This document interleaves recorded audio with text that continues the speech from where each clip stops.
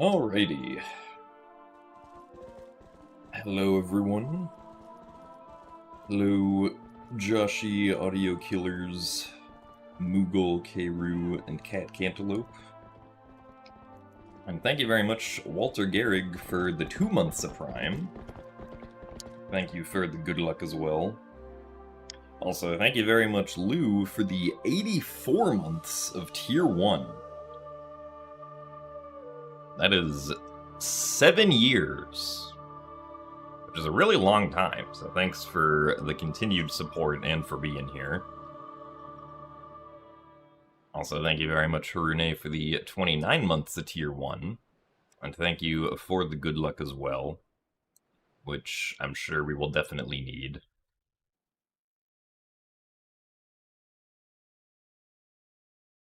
Also, hello, Moonlit Tiger, Moth, and Angel. Thank you guys for the good luck. And hope that everyone is doing well today. I have not played TPHD in like a week, so who knows if today will go well, but hopefully it will. How am I feeling today? I am feeling tired because I have not gotten enough sleep the past few nights. Which has kind of just been my fault for staying up too late. When I should have gone to bed earlier.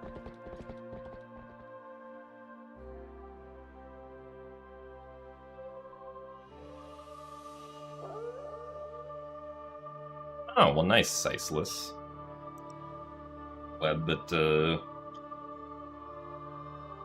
you and your partner have been enjoying Zelda and speedrunning. I hope you continue to enjoy it. So thanks for the good luck, Cloverfield.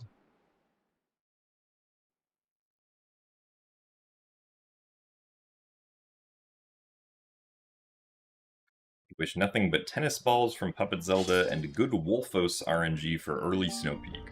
Those two things would be very nice. I do agree. Also, thanks for the good luck, Siceless.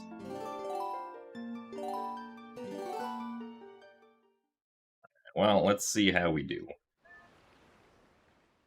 Also, thanks for the good luck, Dylan Grover and Eric.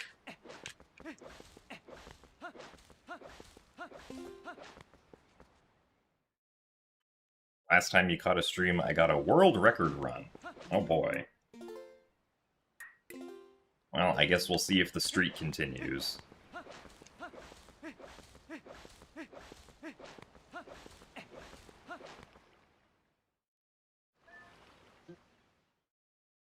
Hello, Haha and Zopiad.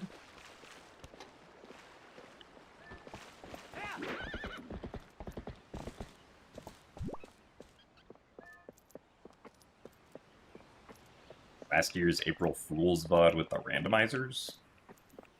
If we're talking about when I did the, like, a 3D Zelda randomizer challenge, I think that was, like, that was a couple years ago. I think that was, like, 2022 or 2023.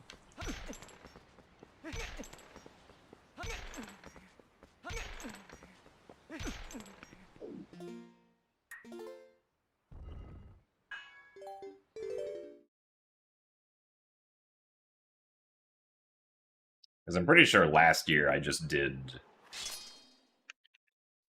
upside down like I usually do.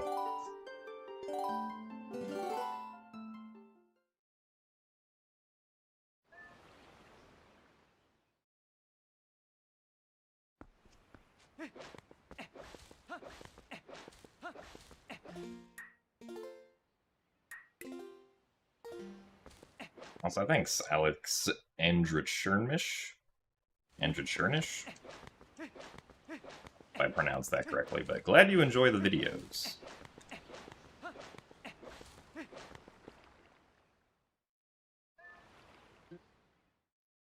Also, thanks for the good luck, Brandino. Not just one good luck, but 5 good lucks. That's a lot of good lucks.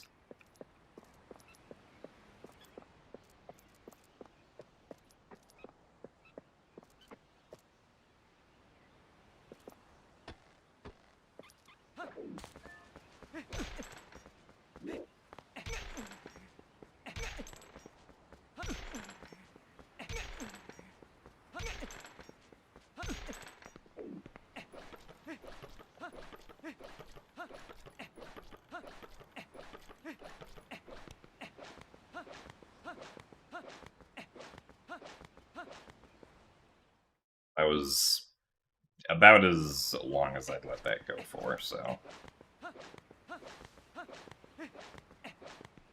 Probably be behind on the Bokoblins, but if the rest of the segment is good, it shouldn't be by too much.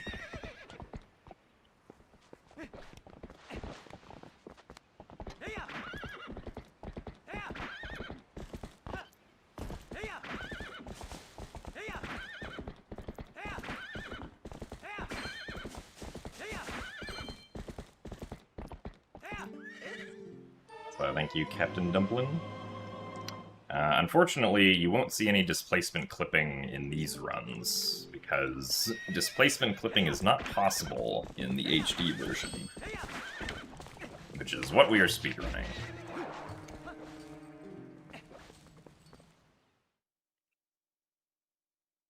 So thanks for the good luck, D3. I got into speedrunning 13 years ago at the suggestion of someone else who I played Minecraft with at the time, who wanted us to try speedrunning together. So we tried speedrunning The Legend of Zelda: The Wind Waker. And I really liked it, so here I am 13 years later.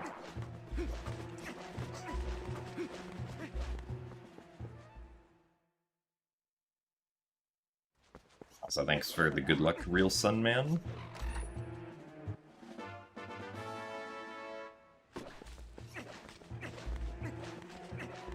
Thanks for the good luck as well, Carlos Raven.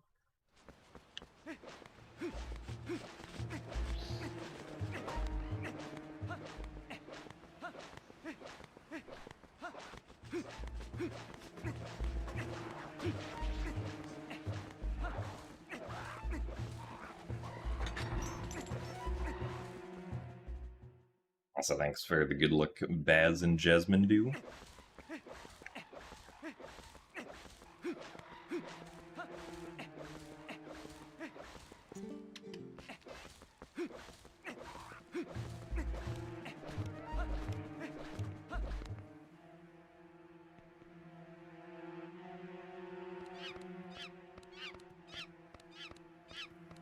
When is my next rando race?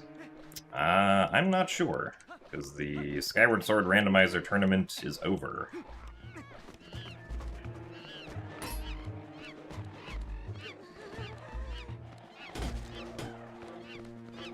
These positions are not... Okay, I guess that works. Didn't like how separated those Bokoblins were when they were attacking the cage. Also, hello, camera.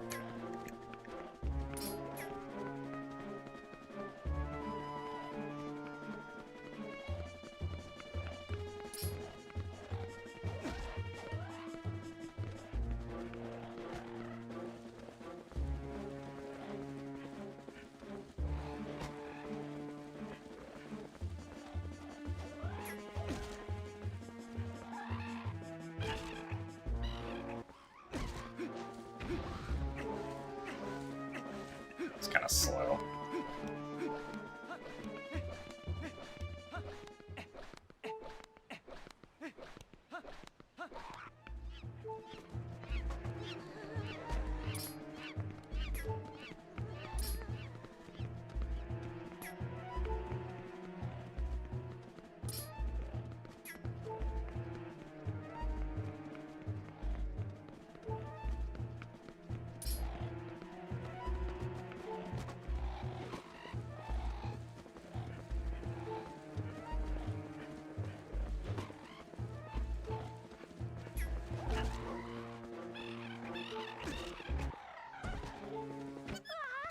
Alright, I guess we'll continue with this if the goats are good.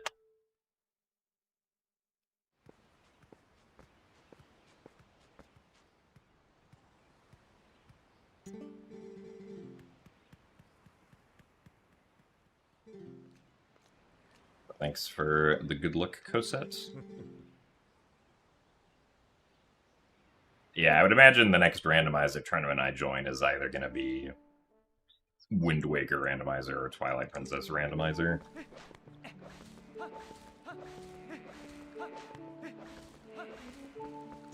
I don't know when either of those is going to start, though. Probably sometime within the next few months.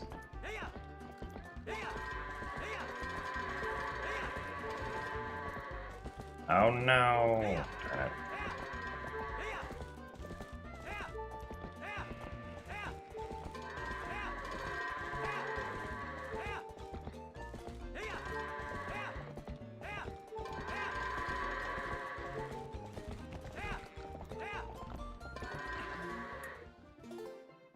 Well, that unfortunately was not a good goats.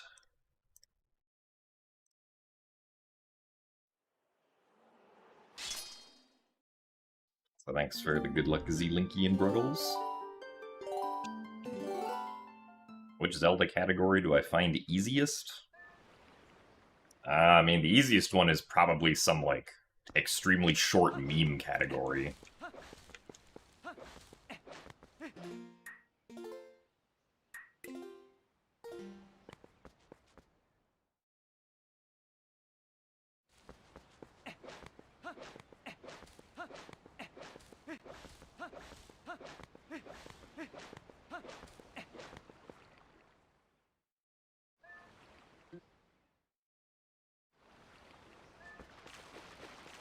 As far as, like, I guess, main board categories that are the easiest, I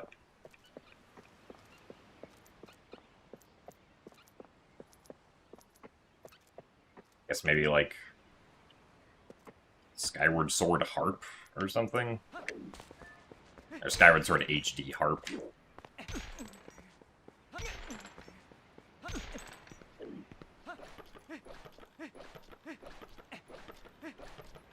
At least easy from the perspective of, like, I'm not worried about potentially not being able to do a trick in the run or something. Or, like, losing a lot of time to something.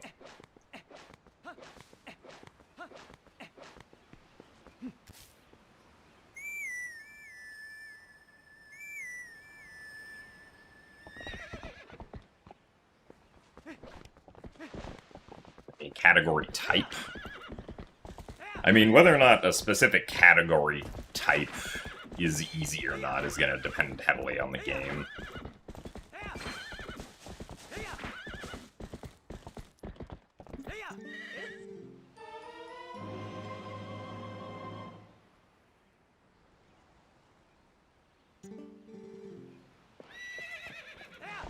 Nice. Thank you. Really? Bruh. Alright, well. That is silly.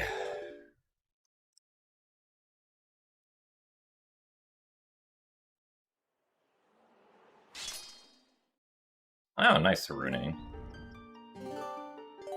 Yeah, for adding the custom music to the OOT 3D randomizer, you have to provide, like, the OOT 3D randomizer, or not the randomizer, but, like, the base game's sound archive yourself.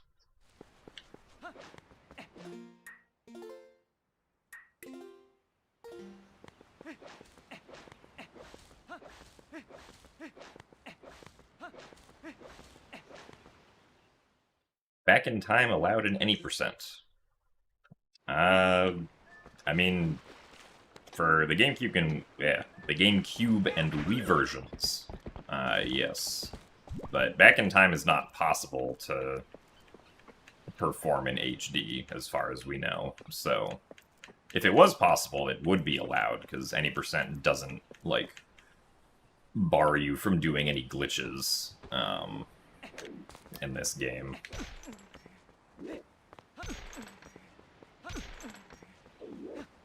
That's not what I wanted to do.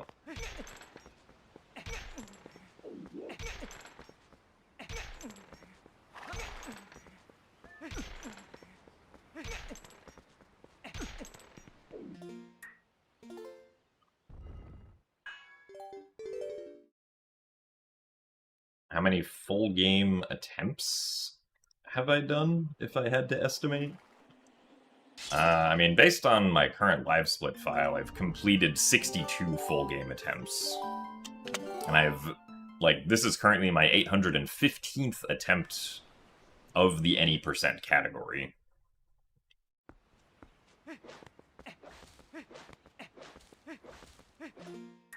As in, I have attempted the start of a run 815 times at this point.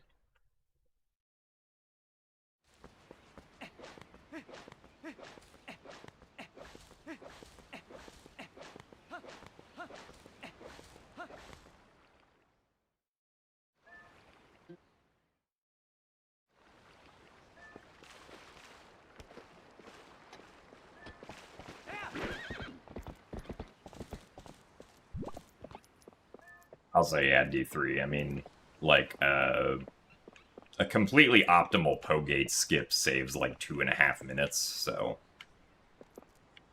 At least compared to, like, the... Like, when you first got, I think it was 3.14. Like, there's quite a few new time saves.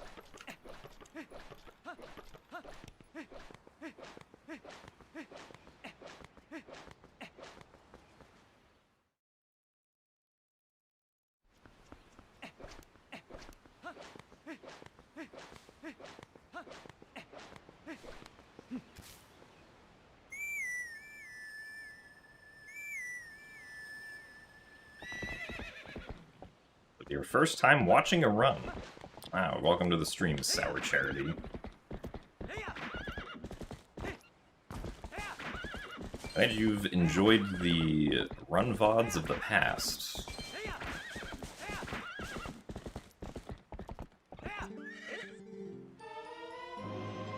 So thanks for the good luck, Tiago Santana.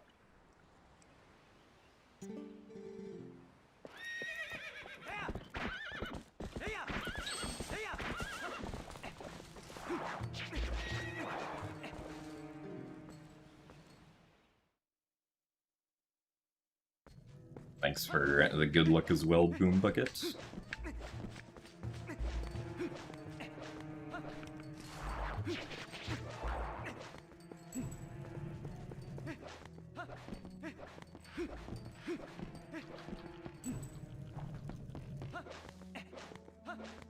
Yeah, I would expect that the first split is probably my most reset on for at least like this category specifically.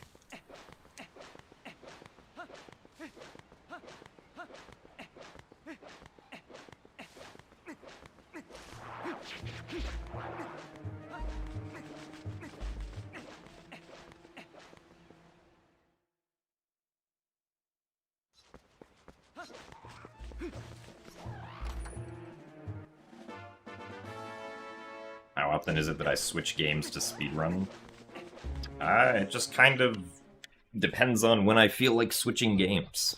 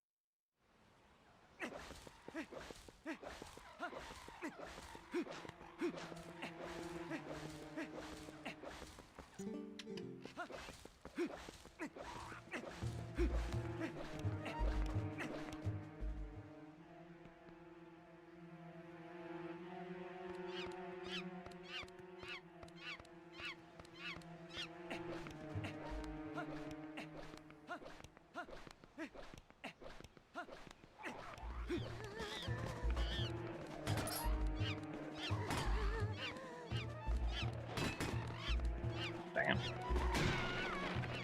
So close to getting it on that swing cycle.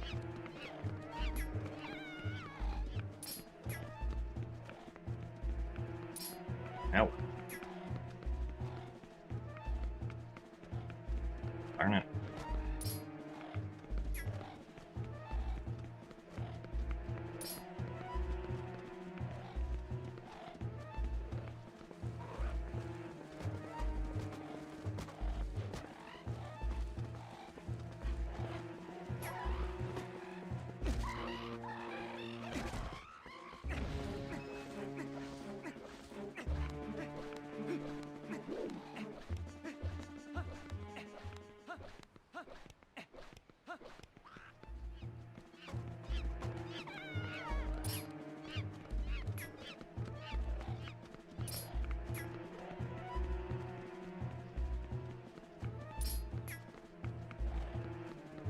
Really?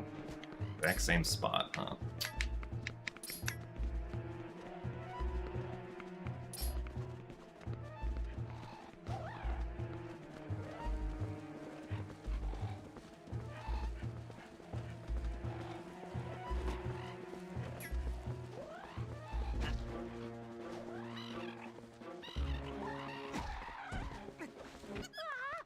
Well, not the greatest, but I'll take it.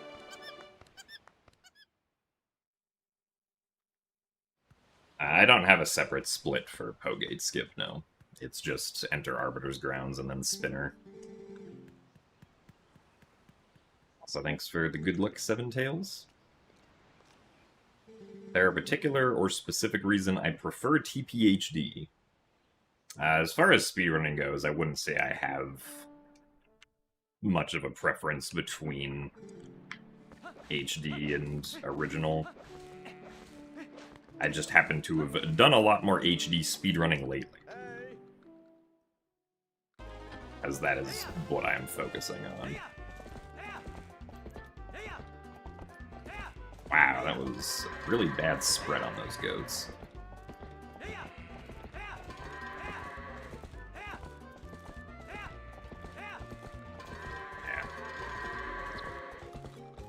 Unfortunate.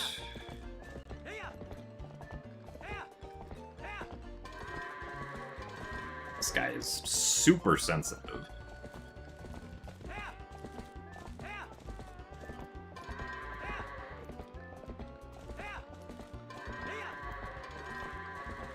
Those guys near the barn are just not sensitive. Nice 44-second goats.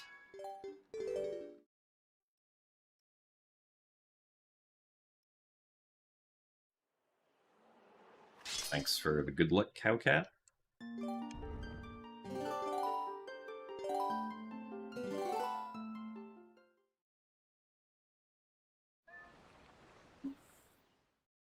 So, hello, Nintendo. Thank you very much for the good luck.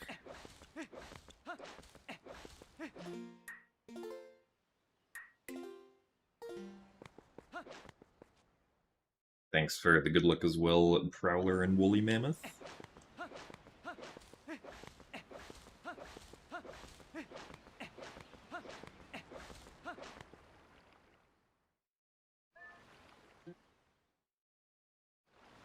The HD versions of Wind Waker and Twilight Princess always screw you up with the A and B button placement. Do you mean, like, compared to GameCube, or compared to, like, just, like, other companies' layouts that swap, B and A and X and Y compared to, like, Nintendo's button layout? Because, like, compared to the GameCube layout, the A and B buttons are, like, in relatively the same spot. Like Epona's.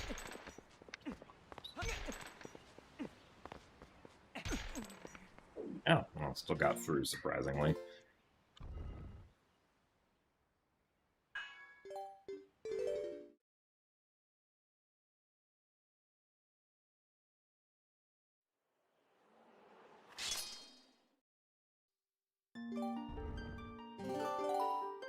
I know that there are, at least in Wind Waker HD, there's one like control scheme where they swapped what the A and B buttons do, which is whenever you pick up an enemy weapon. In Wind Waker HD.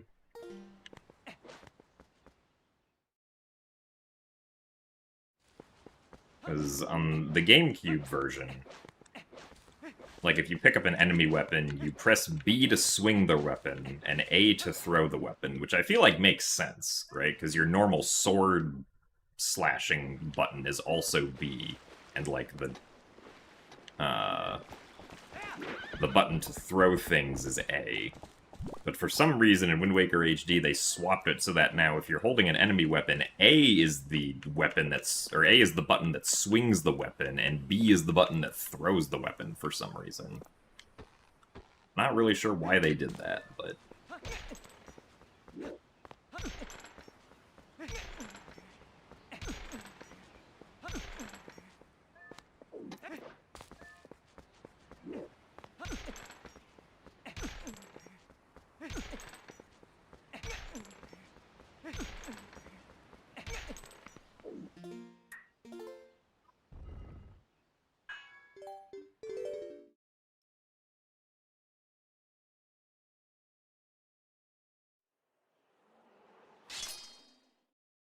Yeah, the GameCube version, like, the GameCube version is, like, the orientation that the game was created in, and then the Wii version mirrors that orientation to make Link right-handed.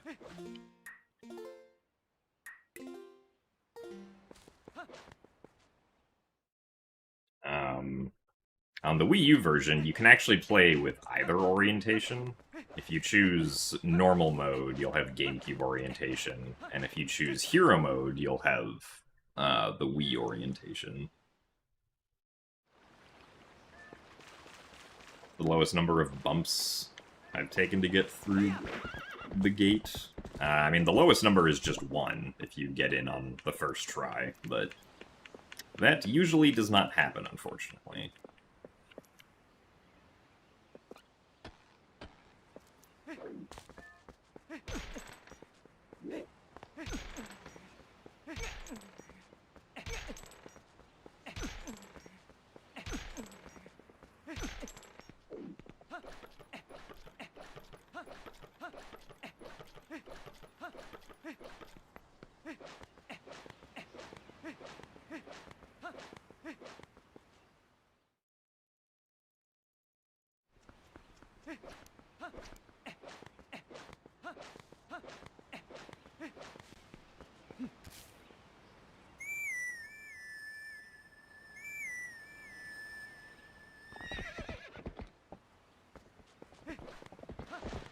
Ah, yeah, you can clip through that gate in SD also.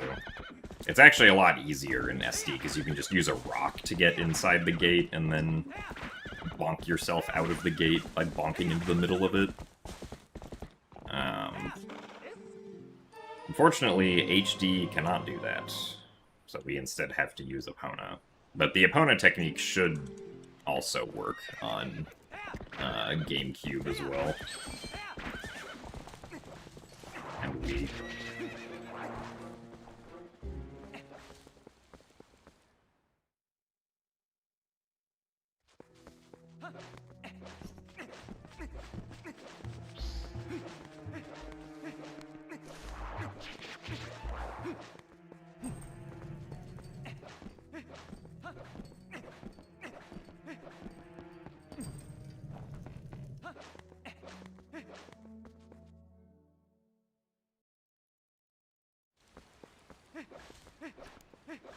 Yeah, the Wii version has different routes compared to GameCube because the Wii version can't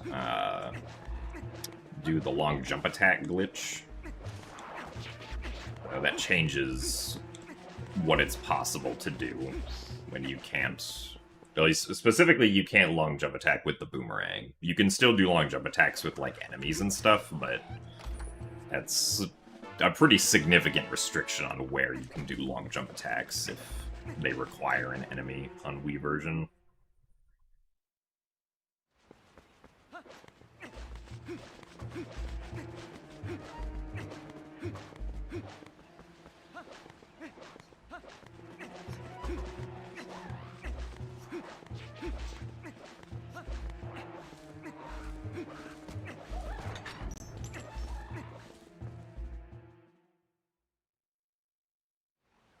Thanks for the good luck, abracadabra.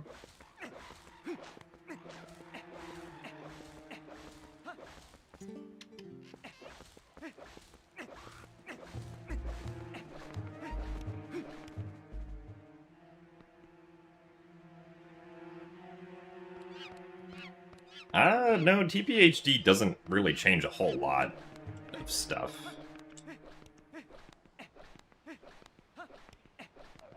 The overall changes are pretty minor. Like, the biggest gameplay difference that, like, a casual player would probably notice is just that each, Twilight section now has 12 tiers of light instead of 16. And also that, like, the tiers of light collect instantly instead of you having to wait for them to form up first. You do also have, like, the Miiverse stamps, but those don't, like, change the gameplay, really. Those are just fun collectibles. Really?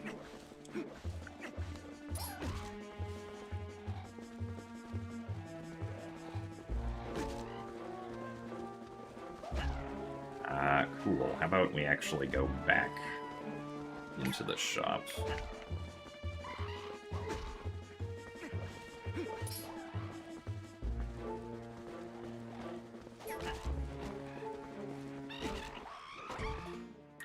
Obviously, that took too long.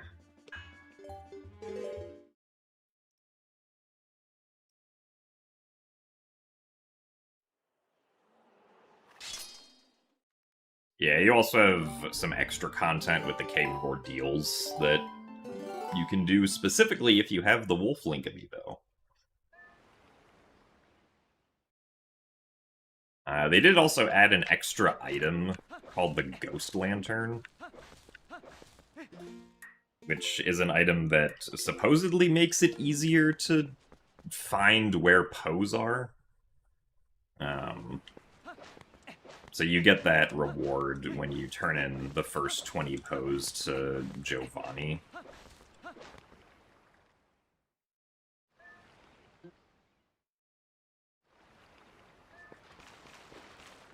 Whereas on the original game, when you turned in 20, you got a bottle with Great Fairy's Tears, which on HD is now the 60 Poe Soul turn-in reward.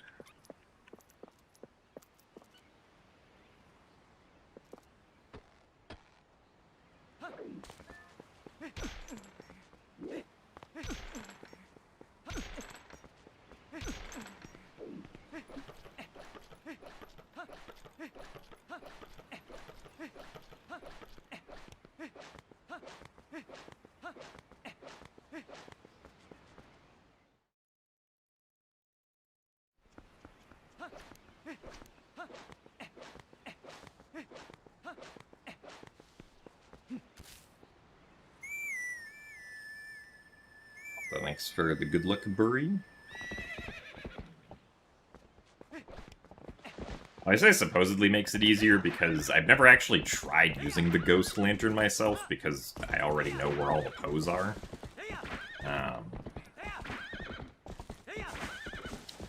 But what I believe the Ghost Lantern is supposed to do is if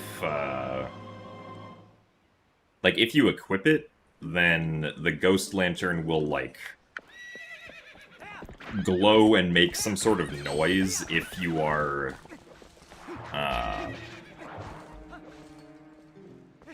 like, near where a Poe is, but it's during the daytime, because, like, a lot of the Poes only appear at nighttime, right? So, like, in theory, if you happen to stumble across where a Poe would be, but it happens to be daytime, you can, like, mark that spot down. And be like, there'll be a Poe here at night.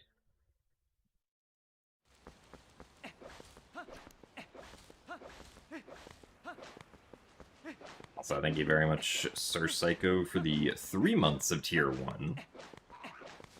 Thank you for the good luck. Congrats on Yellow Badge. Well, I do a run of the Ocarina of Time remake for Switch 2 if it's actually real. I would assume so, yeah.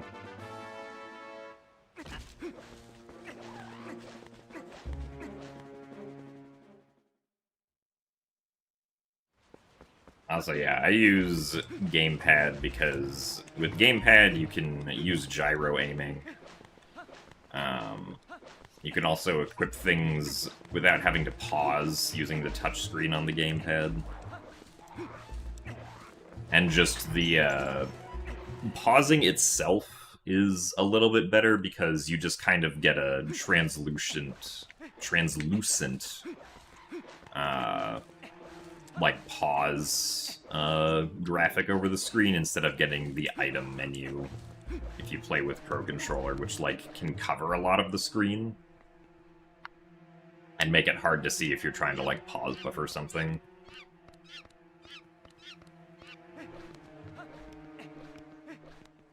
Also, no, me changing the camera controls is not part of the route, that's just my preference, which unfortunately you cannot set before the run starts.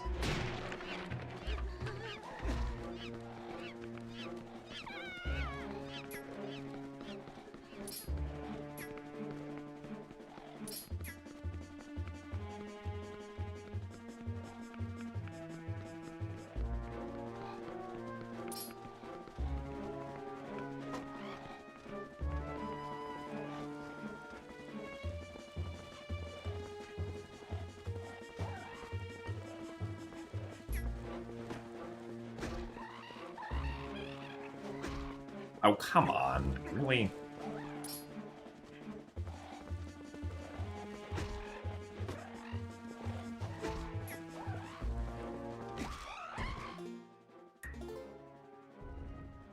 I'm just pushing up against the Boko a little too much.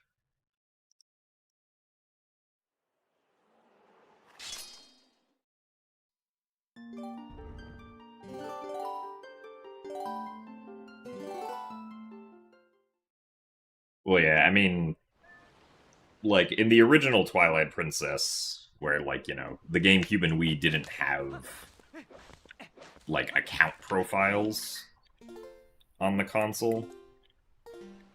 So settings were implemented on a per-file basis, rather than, like, a per-profile basis.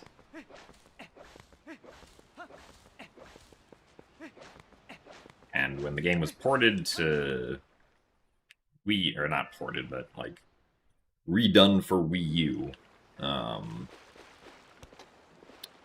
they just didn't change that, unfortunately.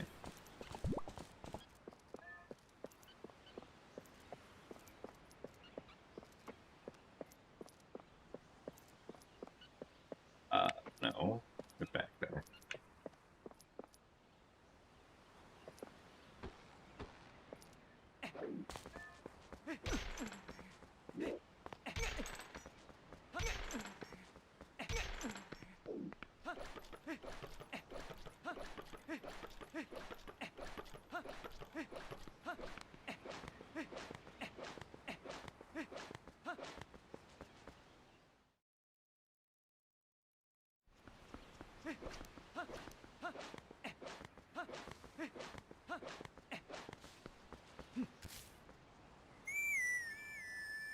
Well, no. Unfortunately,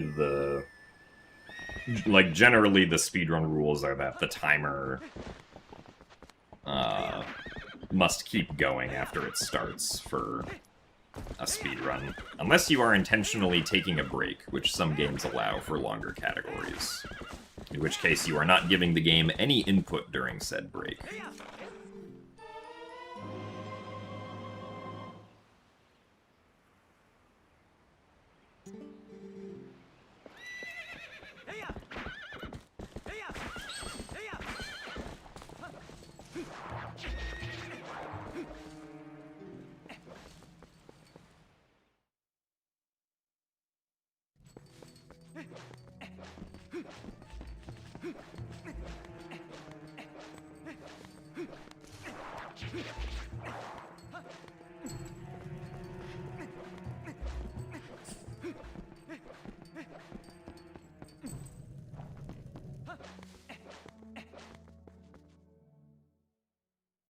Thanks for the good luck, Unpeopled Gaming.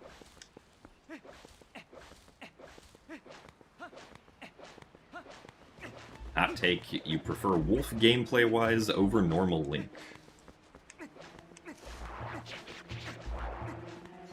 Is that a particularly hot take?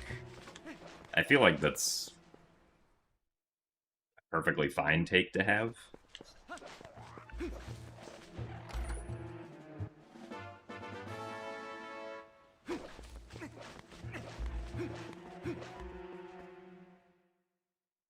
Like, Wolf Link is cool.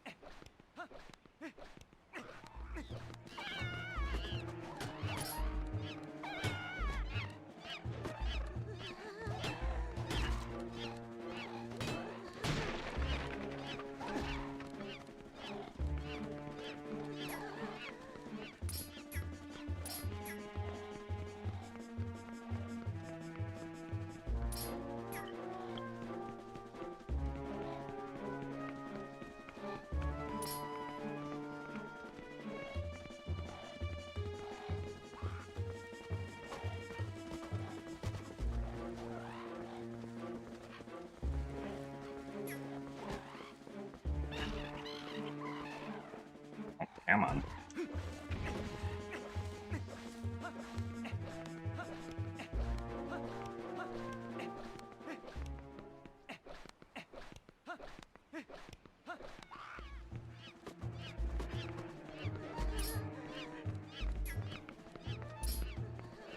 Hello.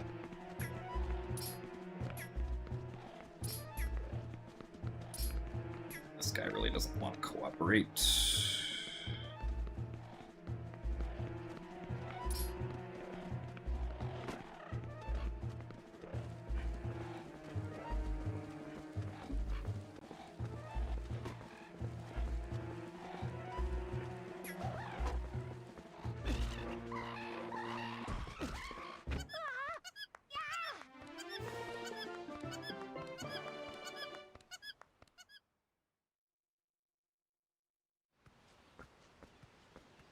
Got to split.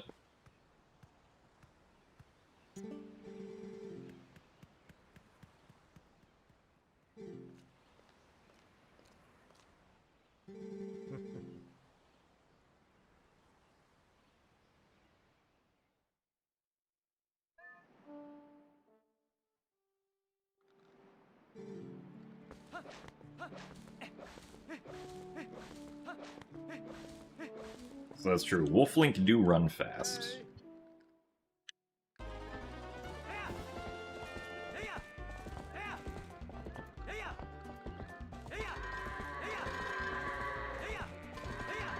Really? The fact that we did not somehow get that guy is interesting. Are you kidding me?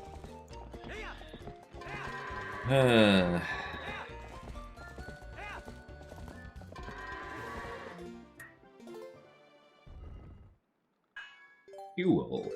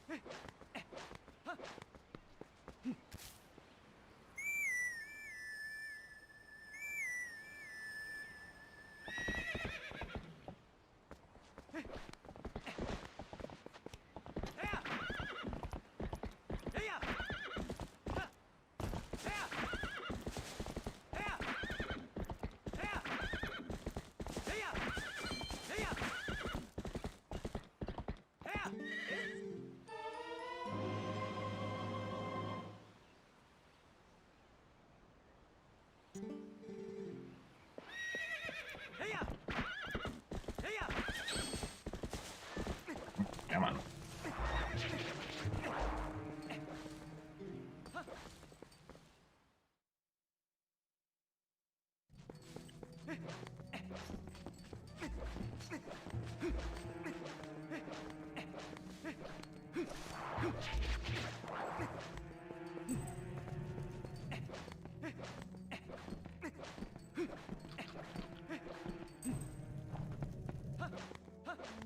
I don't think I've gotten sub 150 lantern, because generally you get lantern like 50 seconds or so-ish after gate clip.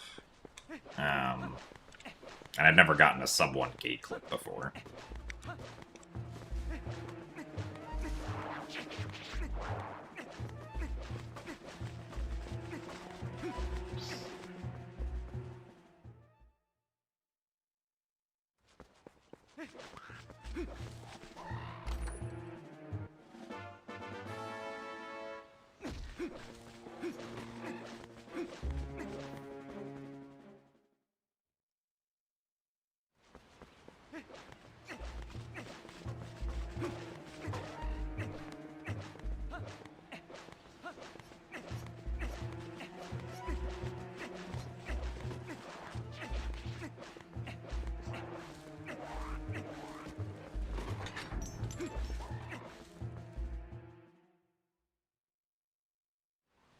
Sub 3-hour run today? I would be very surprised if we got sub 3 hours today, since currently my sum of best is not under 3 hours.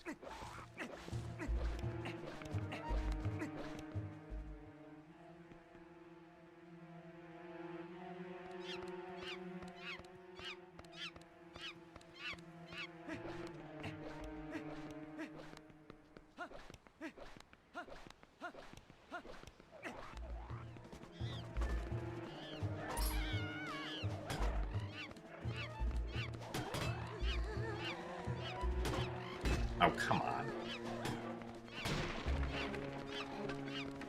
How did this guy manage to get in front like that? Now, let's move you to the left. Let's try to stay there if we can.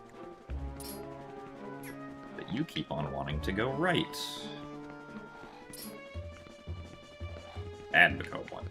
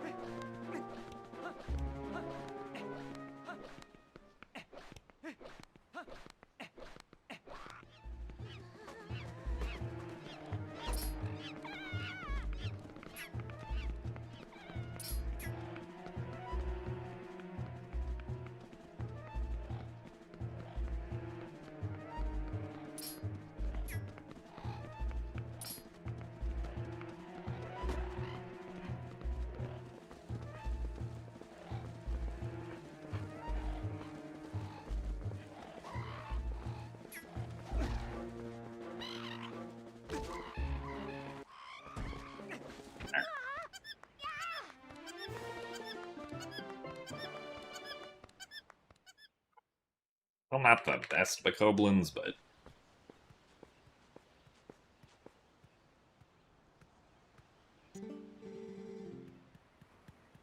Have I seen the TP PC ports in development?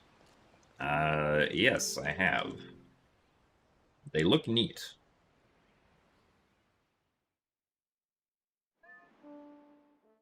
I don't know if I myself will end up, playing them a lot, except for, like, potentially, like, randomizer stuff. Wow, that goat was really sensitive.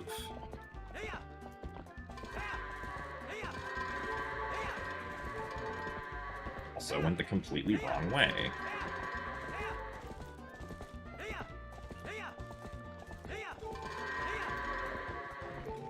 Please, no. This could have been so good, and then this goat had to do that.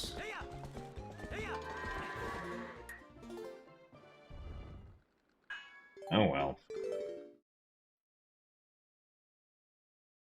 Also, thank you very much, Emo David, for the $5 in Super Chat on YouTube.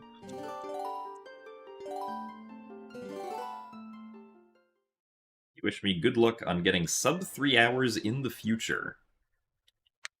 Well, maybe one day we,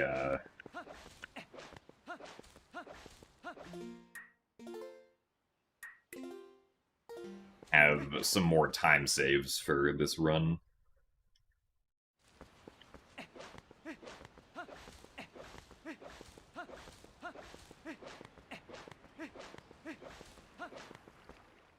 I really do think it would be cool if, like, TPHD could have early Master Sword as human. But we still gotta get past that one wall somehow.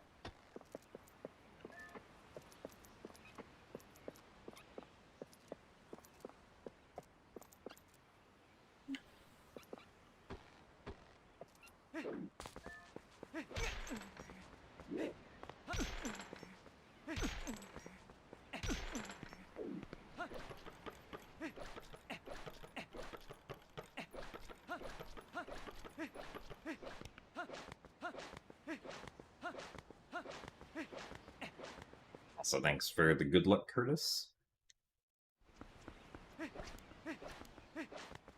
Thanks for the good luck as well, Max Snack.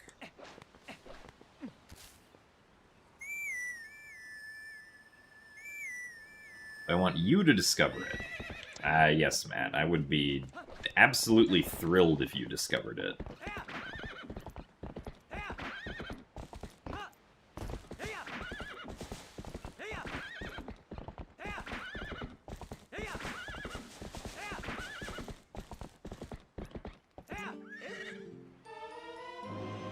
So thanks for the good luck as well, Hulgren.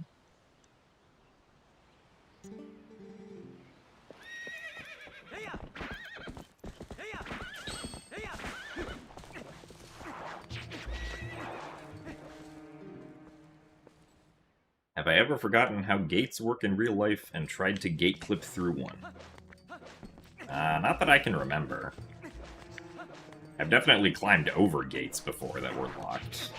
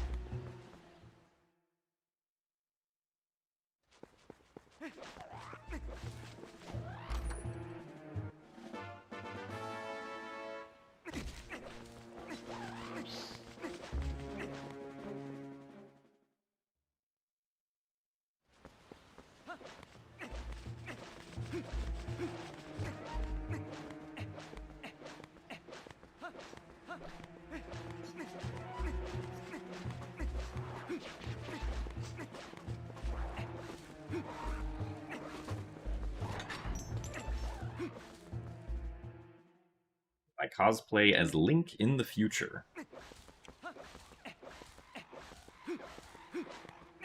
I did not have any immediate plans of cosplaying as Link, no. Or really doing cosplay of any kind.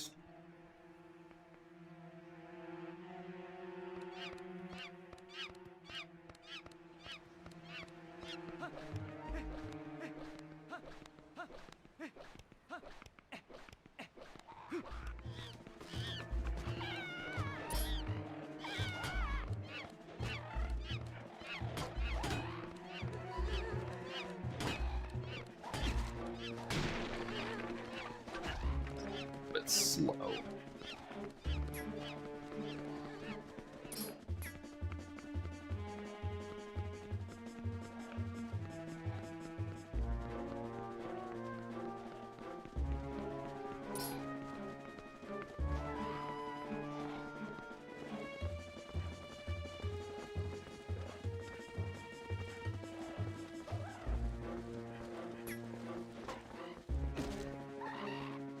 No, I realized I was holding too far up.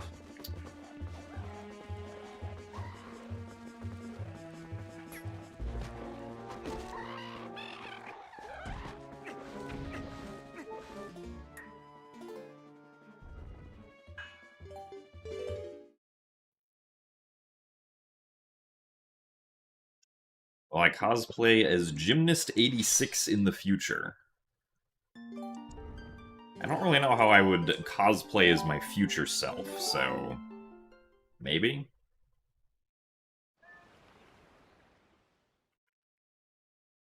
Cosplay as opponent, and you can be the legs.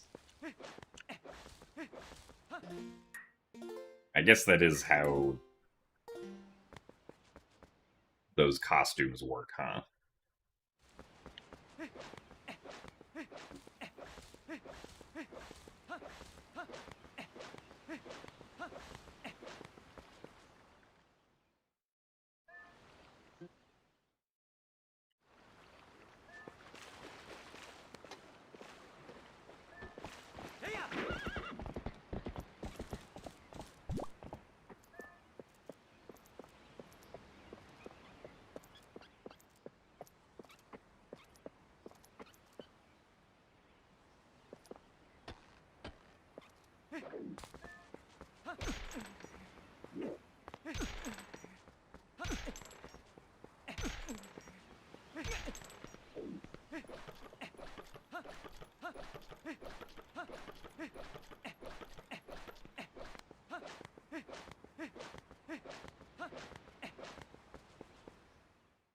I think Link drinks tea or coffee. I don't think I've ever imagined Link drinking either tea or coffee, so... Usually if I imagine Link drinking something, it's like red potion.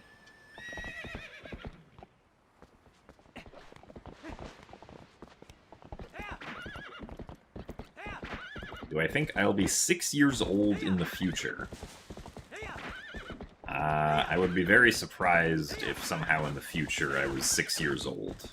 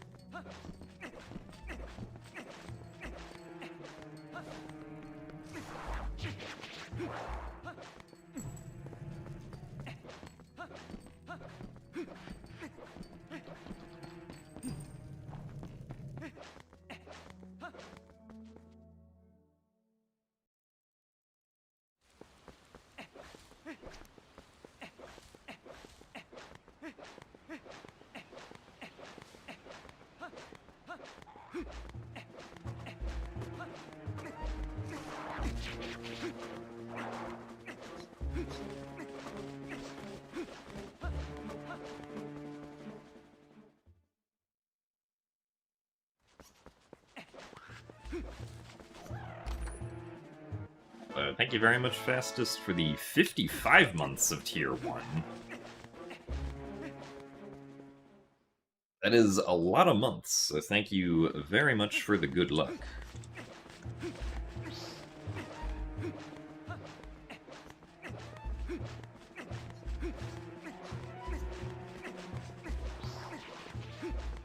Glad you are still enjoying the content.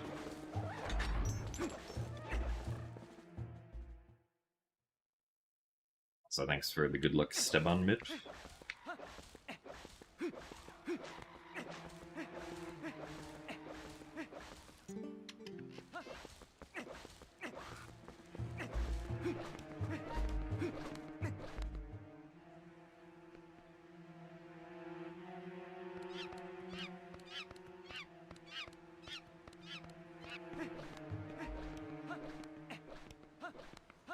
Oh, nice, Guillermo.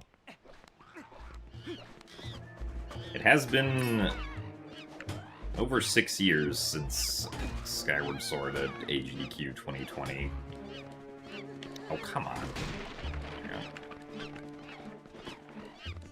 There's like a weird distance where the Bokoblin won't try to get any closer to Link, but is also too far away from Link to trigger an attack, so the Bokoblin just ends up standing there doing nothing.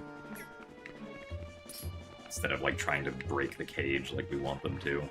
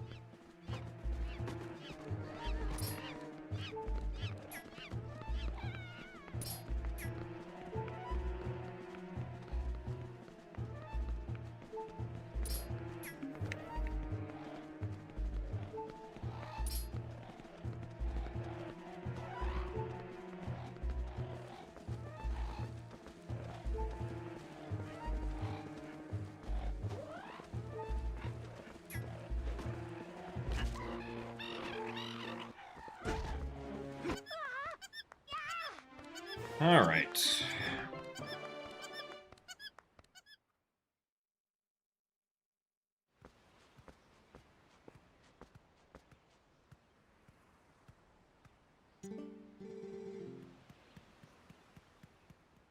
I had the possibility to only save one. Which one would I save, Talo or the monkey? I mean, probably Talo?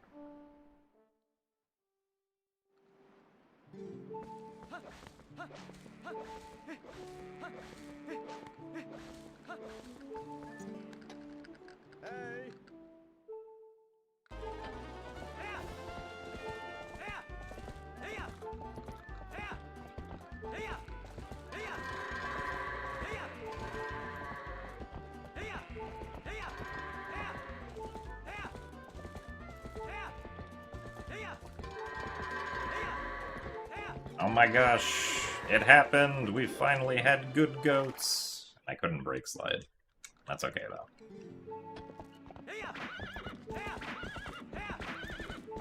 It only took us 1 hour to finally get a run going. But that's what speedrunning this game is like sometimes.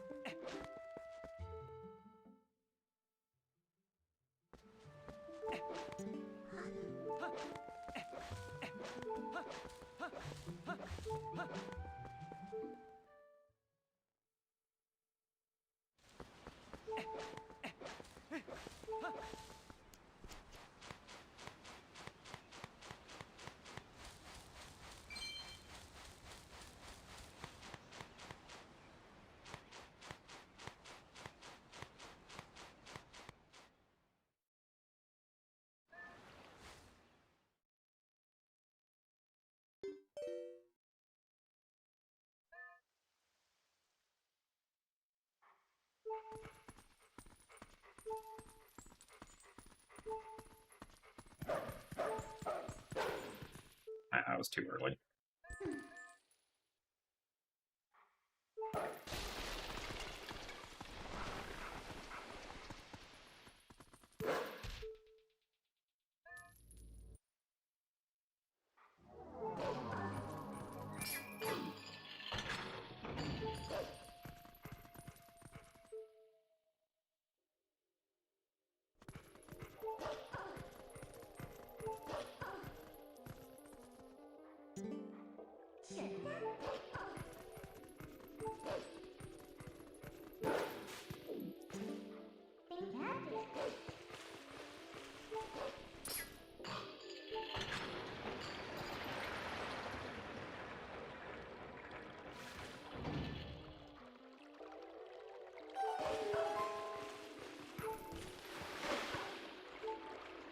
So thanks for the good luck, Mary Say and Makuya.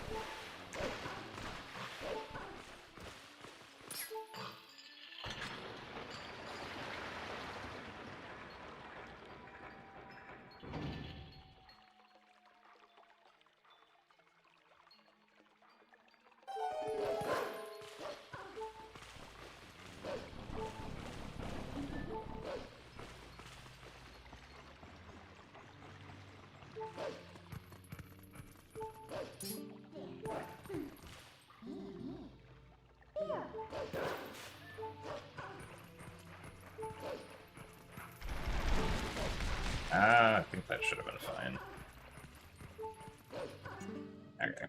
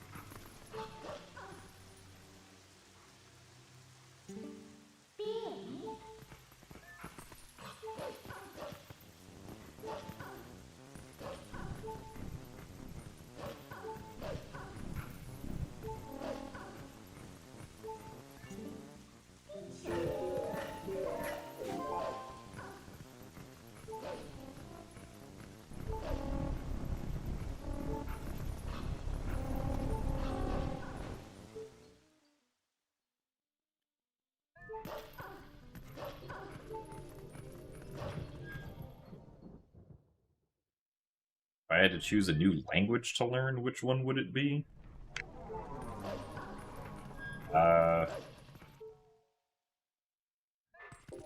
Presumably probably just like a language that's spoken by a lot of people.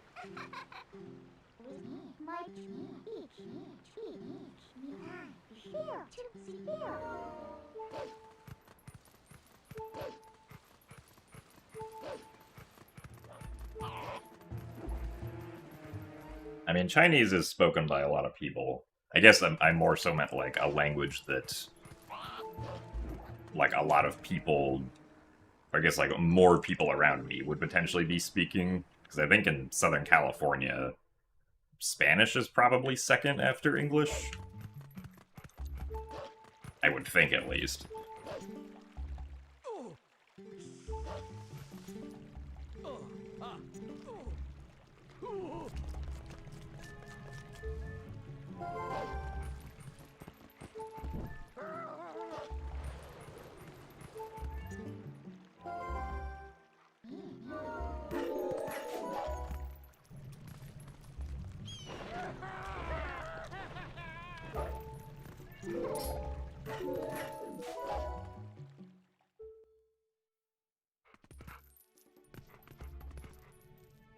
I mean, when I had to learn a language in high school and college, I did pick Japanese.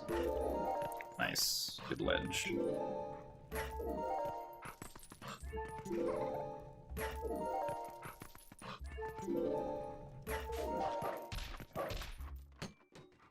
Thanks, stupid ledge. Appreciate you.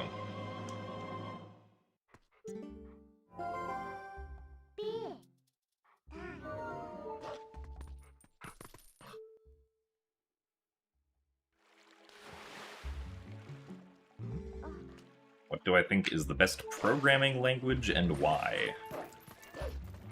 I mean, I don't think that there is a best programming language.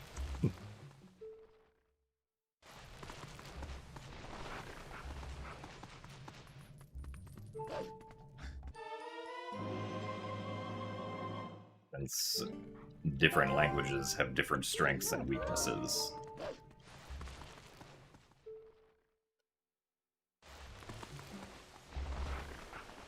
Also, thank you very much, MW, for the 39 months of Tier 1. Thank you for the good luck. Rise would say Rust. I mean, there are quite a lot of people who would say Rust, yeah.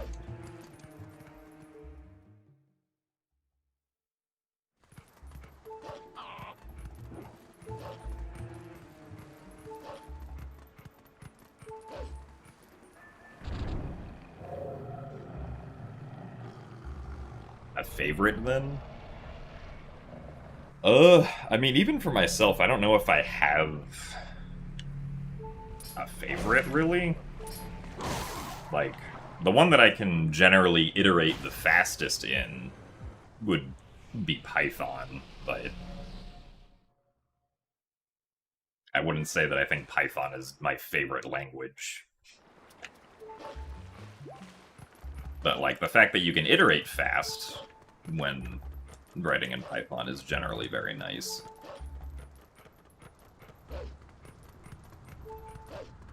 And I also, I guess, have, like, better recall memory for, like, the syntax of Python more than, like, the syntax of other languages, because generally Python syntax will be simpler and more permissive.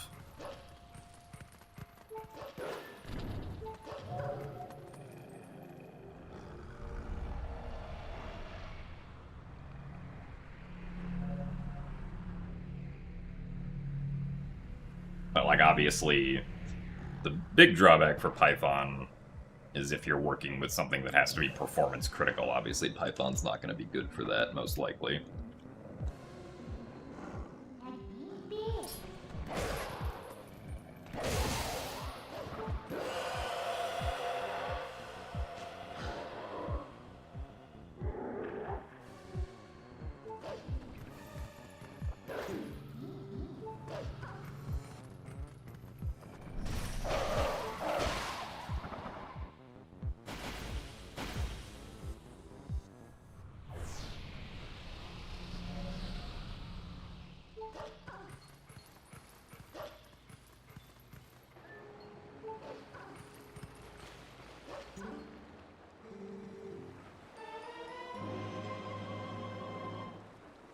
Like, at least in the development that I do, I'm usually using either C++ or Python, and, like, I would say both languages seem decent enough as far as I can tell.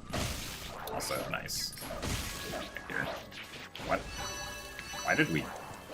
Okay, I don't know why we suddenly, like, turned around and attacked in a different direction.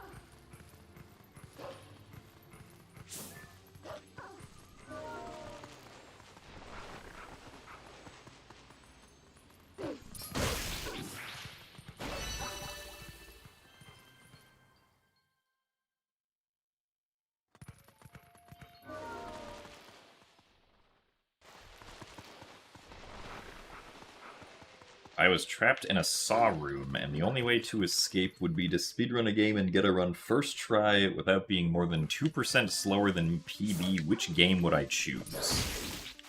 I mean, I would probably choose a game that I've never ran before, because I would probably be able to be within 2% a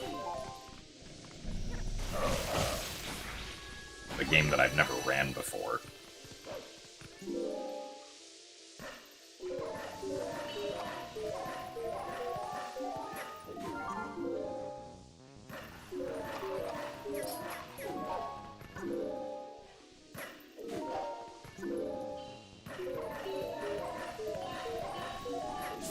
So greetings, Obi-Wan Kenobi.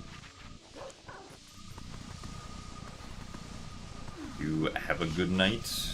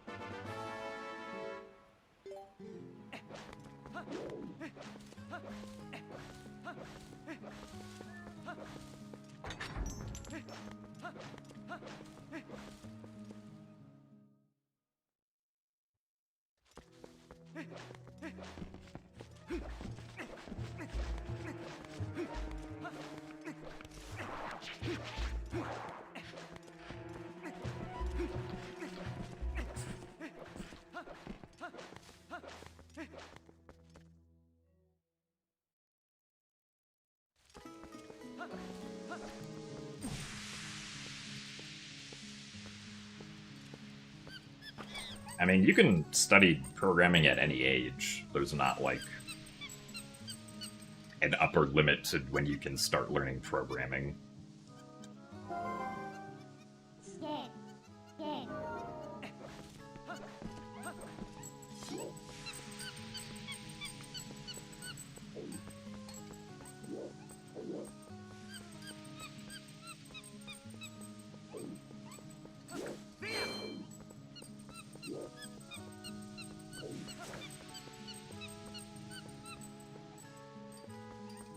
So thanks for the good luck, Peachy.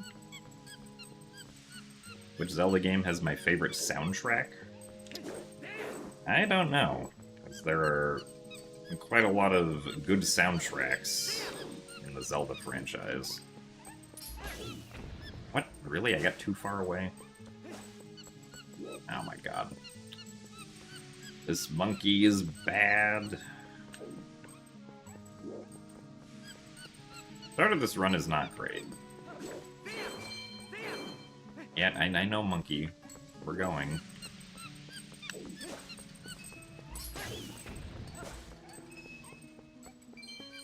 Ow, dang it,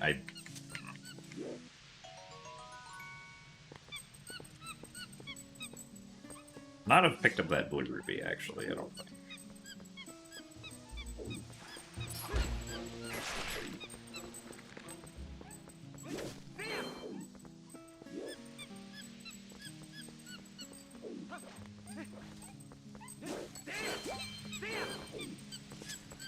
Honestly, this monkey is not as bad as I thought it was going to be.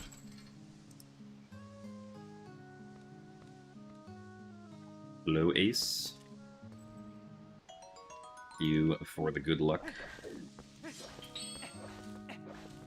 I will apparently need at this point, considering that monkey.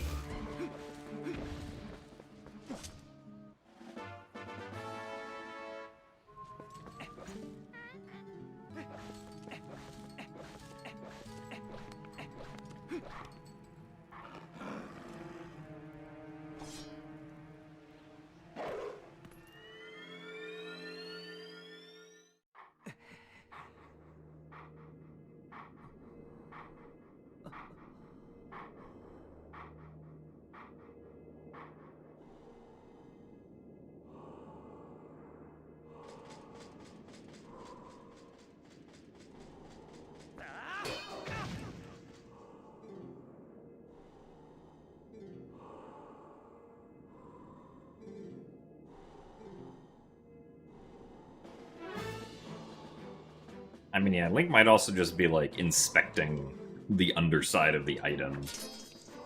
Who knows, maybe the lantern got a leak in it. Nice. Really, that was too early. He has to make sure that the bottom is still sealed properly.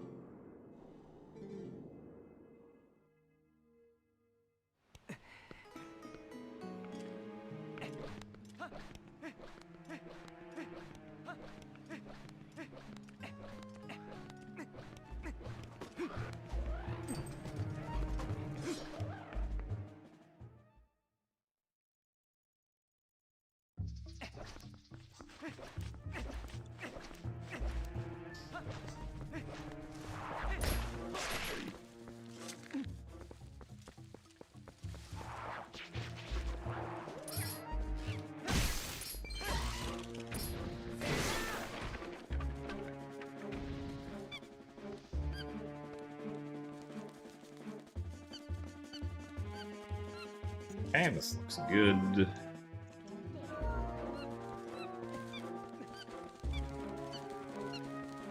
Alright, very nice.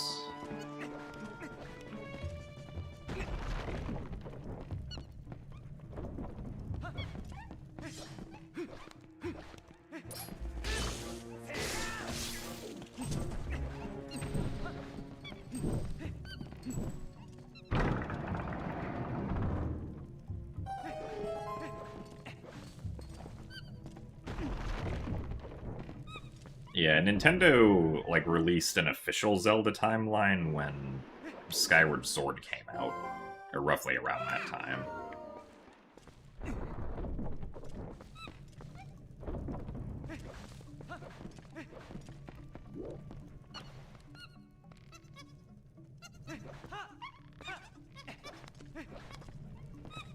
I thought Nintendo did release an updated timeline at some point with Breath of the Wild and Tears of the Kingdom, though, and just essentially said that these games are all of the timelines coming together, or something like that.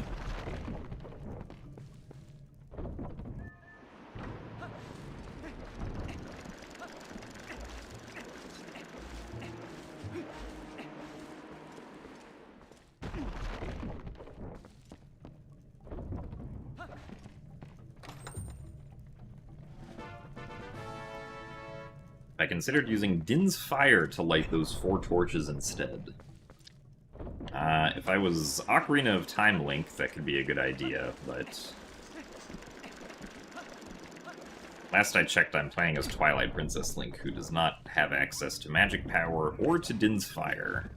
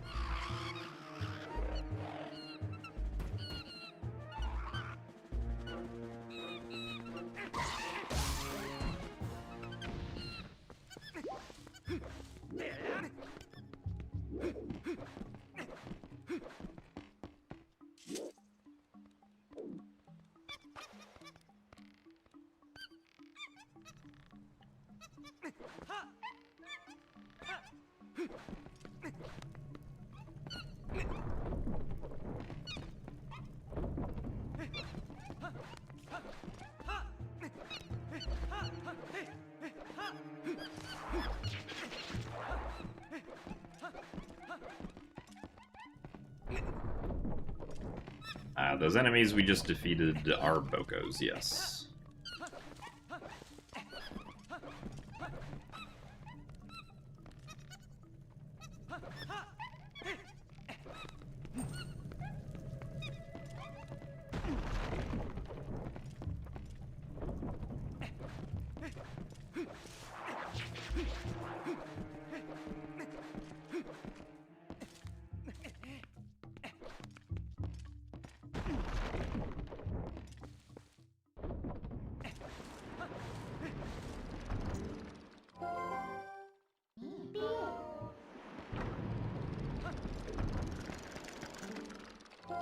Yeah, Magic Meter was originally intended to be used in Twilight Princess, but it got scrapped at some point late in development.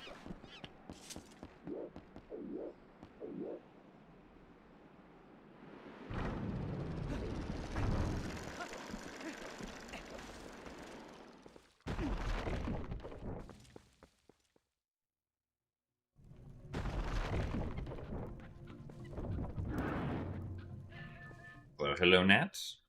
Thank you very much for the good luck. 2, 3, 4. Dang.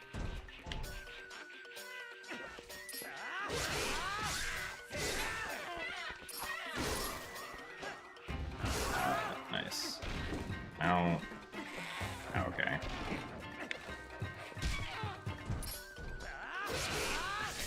I guess that works.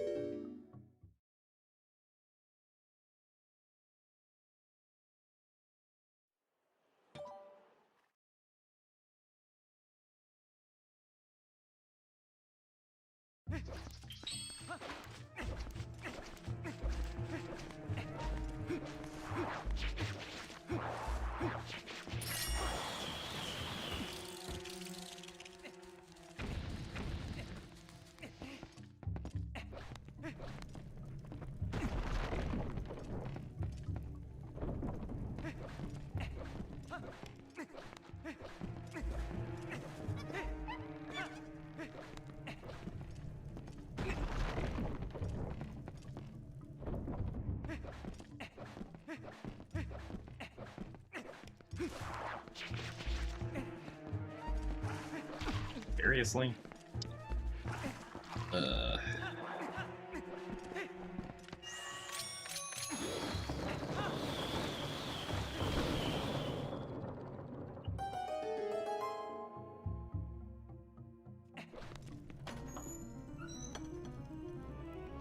How do I feel about Twilight Princess not getting a sequel? I don't think I was ever really expecting Twilight Princess to have a sequel, so I don't...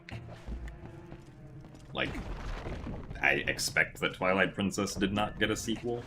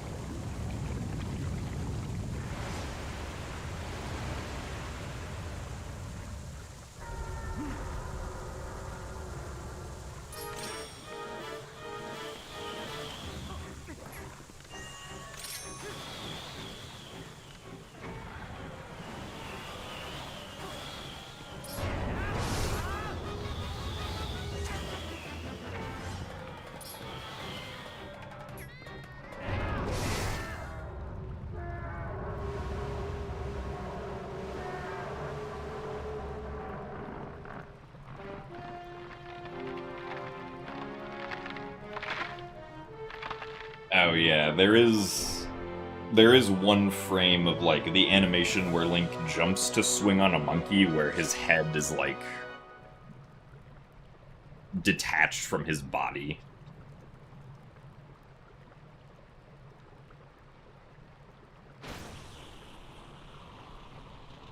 Because it's like the game's trying to like position him higher so that he swings on the monkey, but for some reason there's a frame where like Link's head moves up to where it's supposed to be, but his body doesn't follow until the next frame.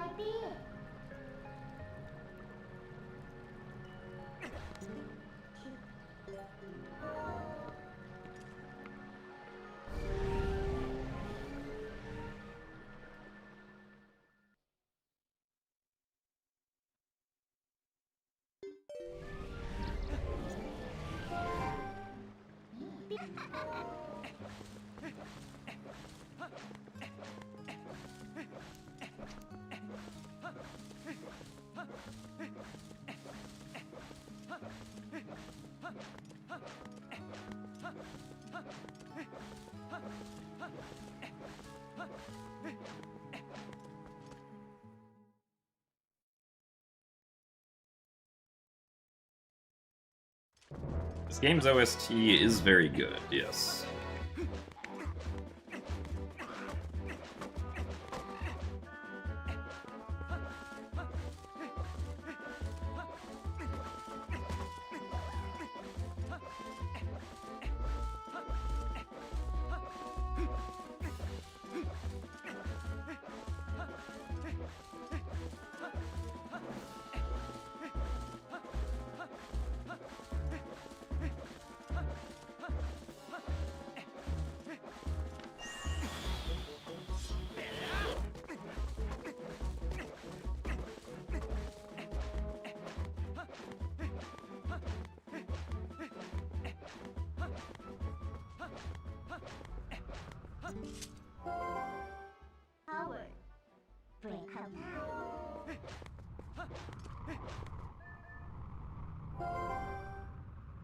Trying to think that what you're looking at isn't real and it's just a video game.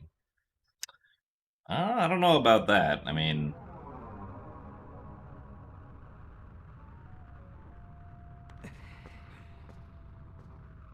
I've definitely seen someone mow a lawn and then get like $50 before from money falling out of the grass.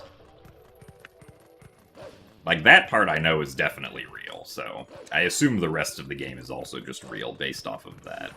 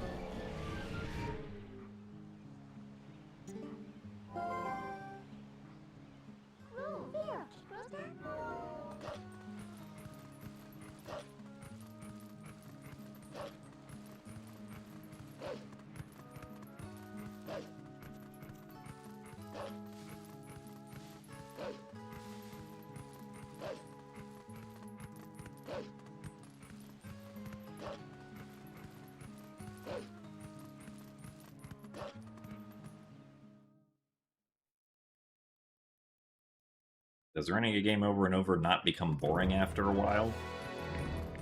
I mean, I would say it definitely depends on the game. But, like, I don't know. I find enjoyment in just, like, speedrunning games in general. Some games more than others, right? But, like, generally, as far as, like, you know, Twilight Princess HD goes, for instance, I feel like, you know, in the speedrun, I'm more or less always doing something interesting. Though there are parts where I'm like, I don't really want to speedrun this right now, which is like, usually that's why a lot of times, like, if I,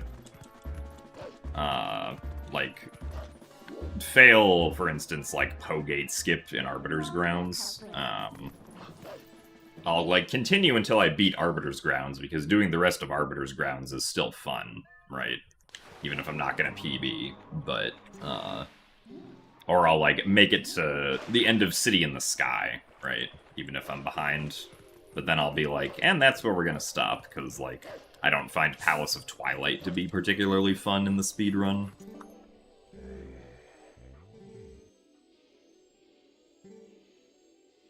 Palace of Twilight's pretty boring. Like, if this run was just, like, Palace of Twilight everywhere, I definitely would get burned out by it a lot quicker. But thankfully, it is not. Most of the run tends to be fairly interesting.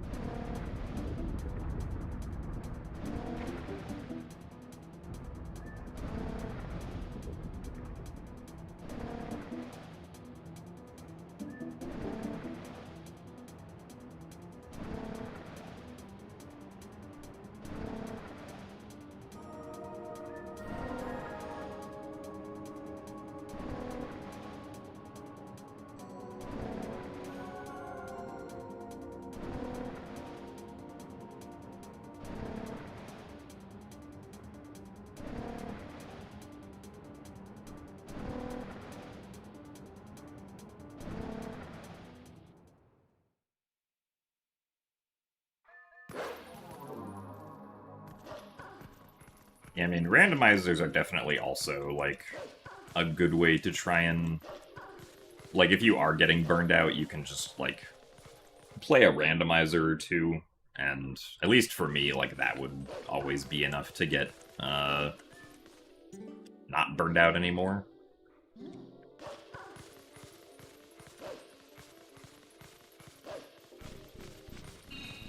Because randomizers have the advantage of generally being unique each time you do them.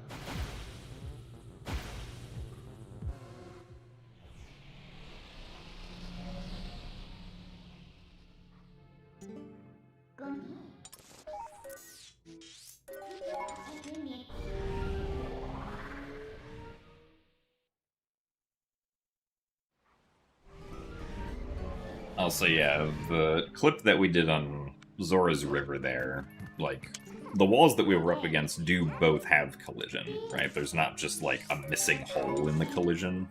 But due to how collision detection works, one of the walls ends up pushing us through the other one. Due to how big the collider is for the Kargarok.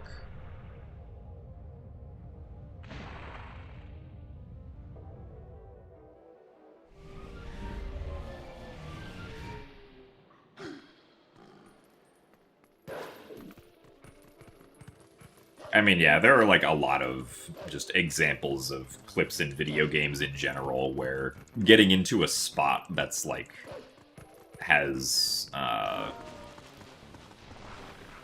like two walls that are very close to each other that can't like normally fit the character collider in between them easily, like the character will end up clipping through one of the walls just due to how like wall sorting and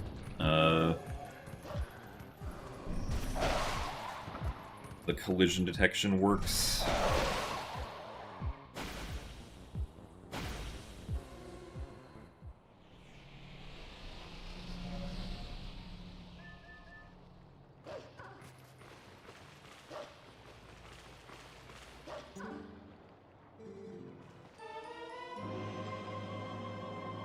Well, 4652, I guess.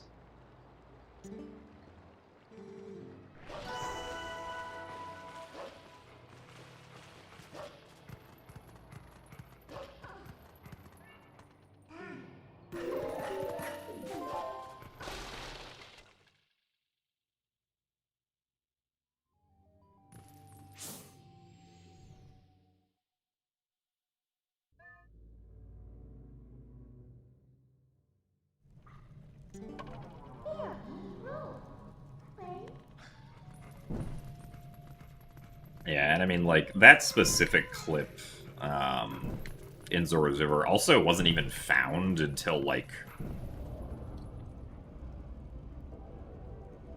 at least 10 years after the game came out, because I know it definitely wasn't being used in 2016.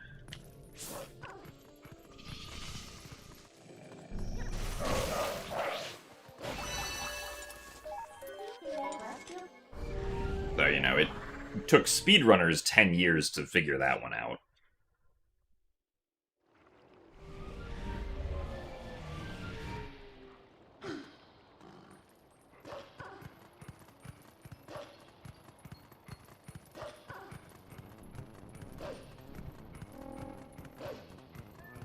So, it's not surprising that, like, the original QA testers didn't find that. Because it is also something that, like, you have to fly in a pretty specific way for.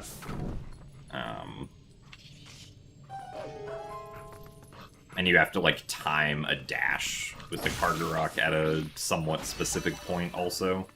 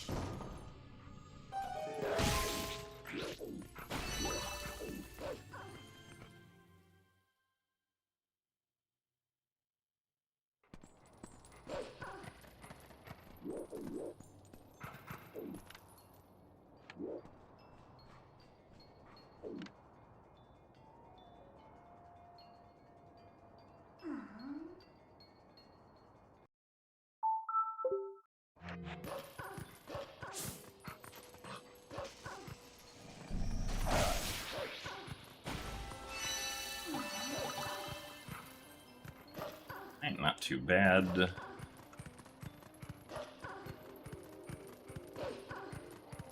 So thanks for the good luck no world records. How's the run going? Not too badly, I guess. I did get a little bit trolled RNG-wise near, like, the start of the run, which wasn't great, but it's been pretty alright since, like, we entered Forest Temple, I'd say.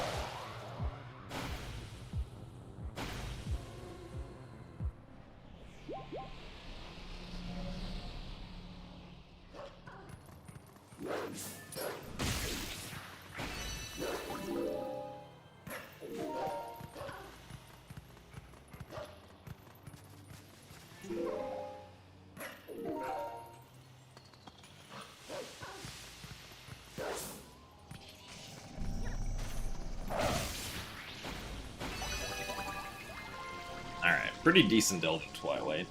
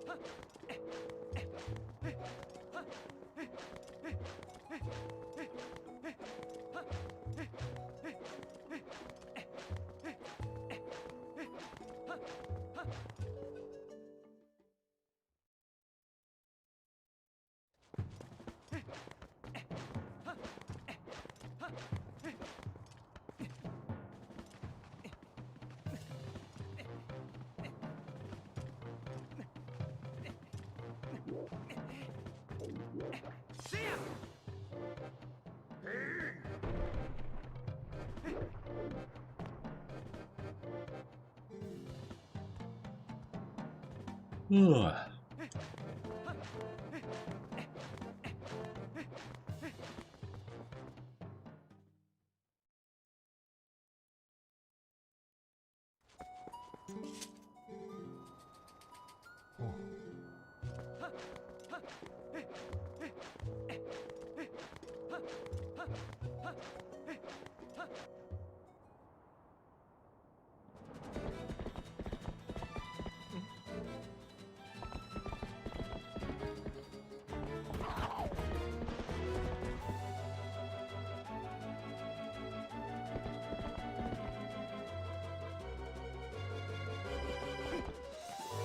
Also, yeah, generally if there are, like, predominantly run-ending tricks somewhere, it's hard for me to, like, care about a run until we get past those tricks, because it's like, well, most likely we're going to lose a lot of time to those tricks, so...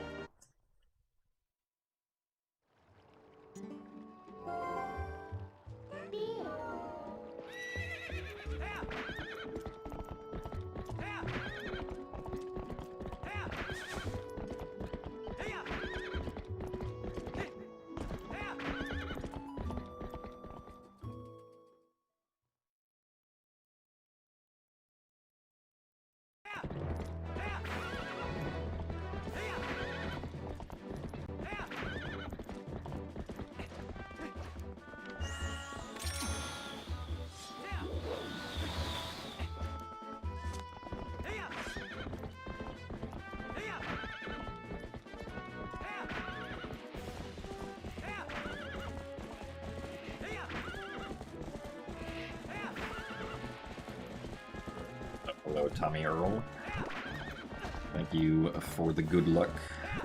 Also, bad card rock.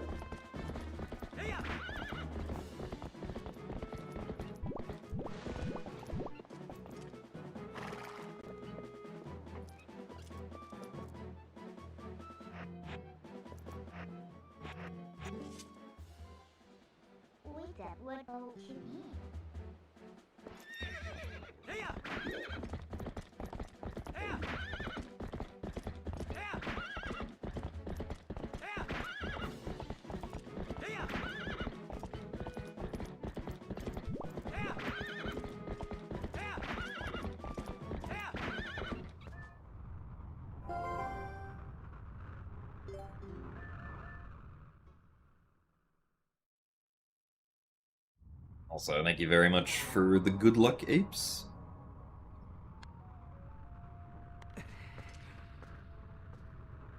Yeah, Pogate skip is kind of rough in this game. Oh no, that's not the place we go to. Also, hello, banished arthropod.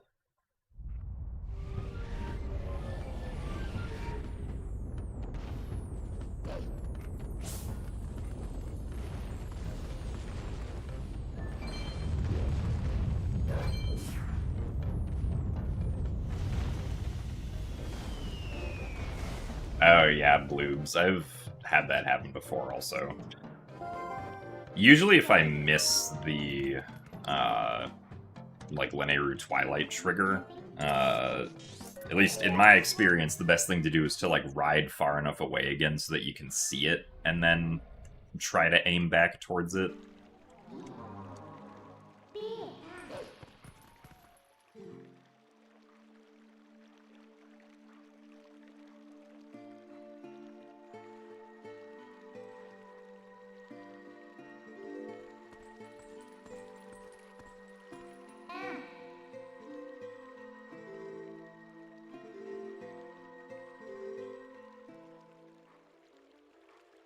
Why does Epona just have floor under the map? So there is no floor under the map. Epona's, like, calculations for how she rises and falls just works differently compared to Link. Like, I don't exactly know how it works, but generally, like, Epona only falls, like, specifically if the game detects that there's, like, an intentional void below her, or something like that. Like, if there's just nothing below Epona, she just, like, her Y position just does not change. She can run out, like, infinitely in any direction in that case. Until, like, she either hits a collision that sends her, like, upwards that she can snap to, or, like, the game detects that there's an intentional void below Epona.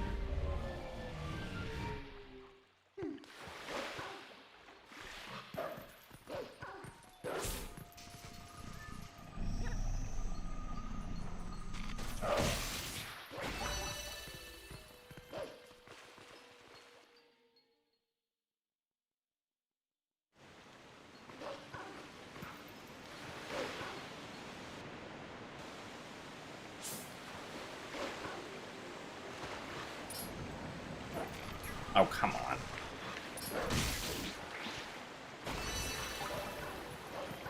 Ah, well, that was slow, unfortunately.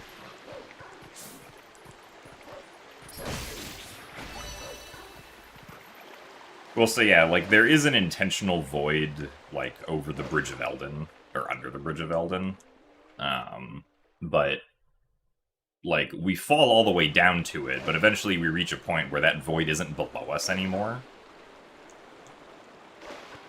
Right, because the intentional void ends at some point, which is where, like, the, ground becomes completely black. And after that, opponent's like, oh, well, there's nothing else down here. So now we stop. That's why you fall all the way down until you hit the void, and then just, you don't go anywhere after that.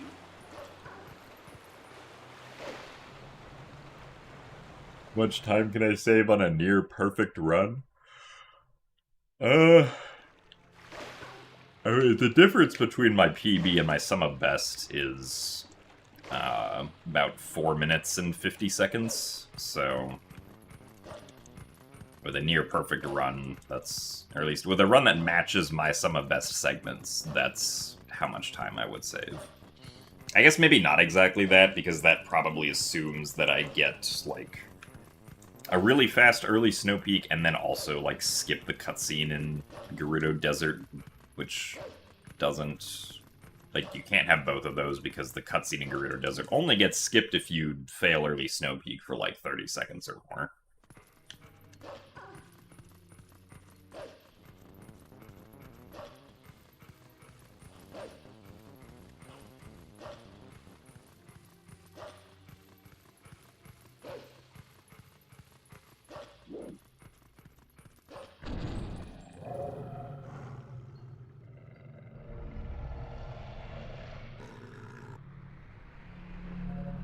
Yeah, I mean, so, like, when you get the Master Sword, the time is set for a specific time of day. So, seriously? And so, like, basically, as you go up and through Snow Peak and then up and through Lake Hylia and Gerudo Desert, time is passing because you're on the overworld. And if it's nighttime when you get to Gerudo Desert, then the cutscene of, like, the Bulblin on the tower noticing you doesn't happen. Because it's nighttime, and so their visibility range is reduced.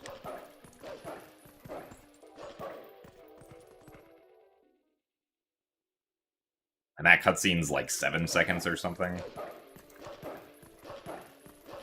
But it only becomes nighttime when you enter Gerudo Desert. Nice.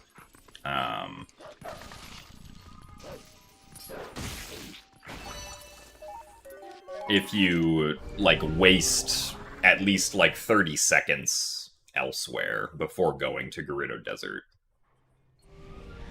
So if you waste, like, 30 seconds on early Snow Peak, then it'll be nighttime when you get to Gerudo Desert. And then you won't get the cutscene of the Bulblin noticing you. So it's a consolation prize if early Snow Peak does not go well. Oh yeah, in all dungeons that doesn't happen because beating Snow Peak sets the time of day to noon. So there isn't an opportunity in all dungeons for that to happen, so you'll always get the... like, it'll always be day when you go to Gerudo Desert in all dungeons.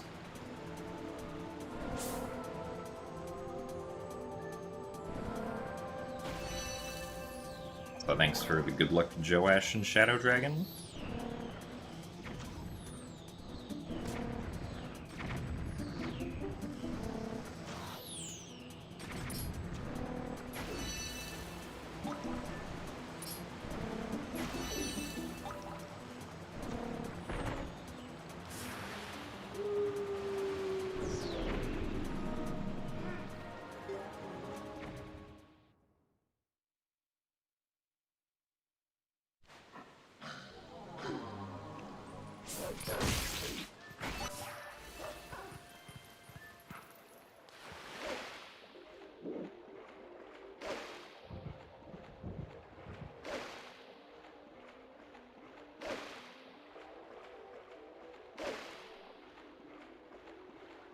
Oh, come on.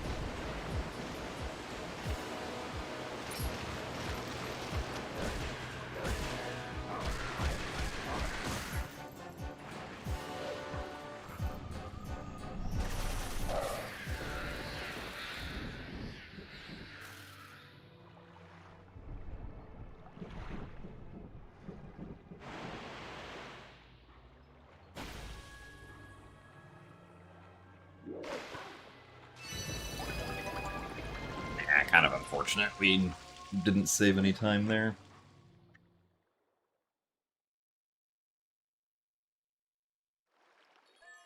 So I forgot that I was gonna skip that cutscene. I don't know why I was mashing right and not start.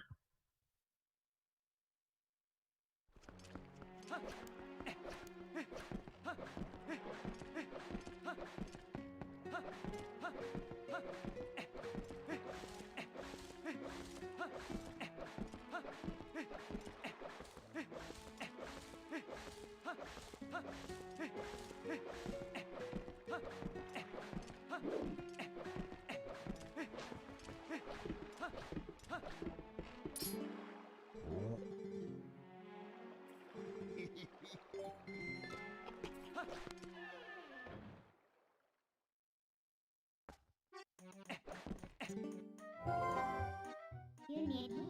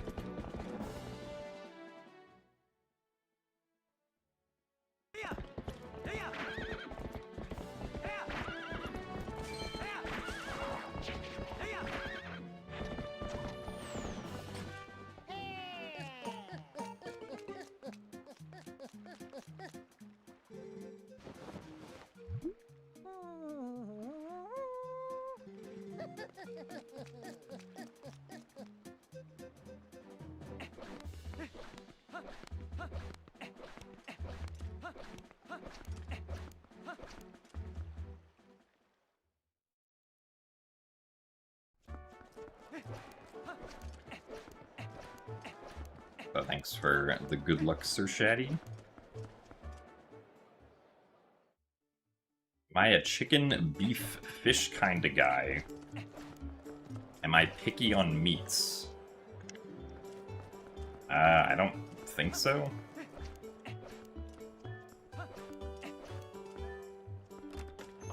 Like, if someone gave me a choice of chicken, beef, or fish, I don't think I would have a particularly strong preference between either three. Or at least, like, a dislike of any of the three.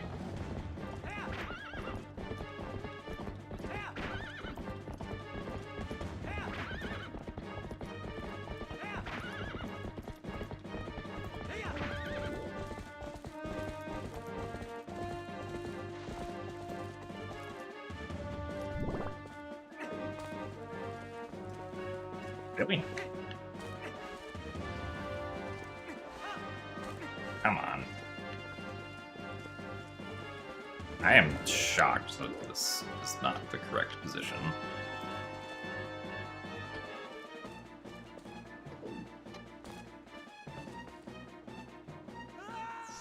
Well, that sucks.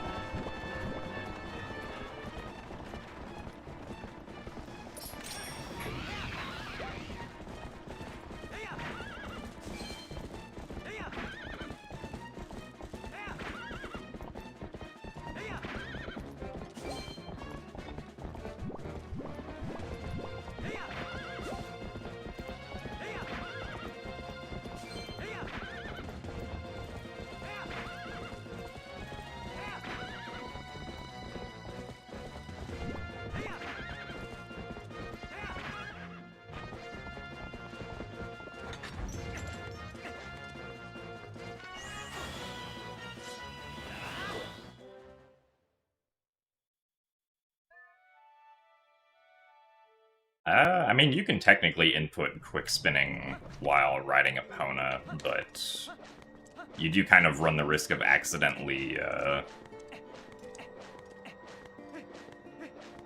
like, stopping with Epona if you do that. Because, like, Epona will, like, still respond to your control stick directions while you're attempting to do the quick spin, so... Often much better to just hold the B button to do a spin attack.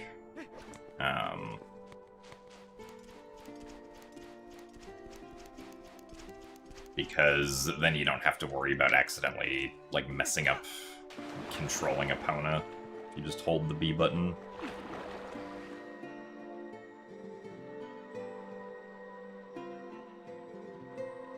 How many times ballpark have I beaten this game? I mean, on this category alone, 62 times.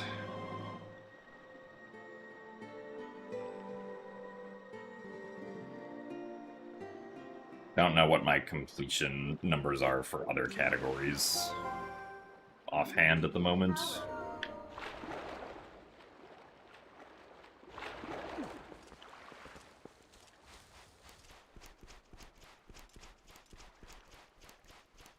Well, specifically for, like, the Boblins on the boars, quick spinning just has more range, so you can make sure that, like, you hit the Bokoblins on the boars and don't just miss with, like, a regular attack. Although quick spinning does do more damage than, like, the regular sword slash does. Like, quick spin will deal twice as much damage.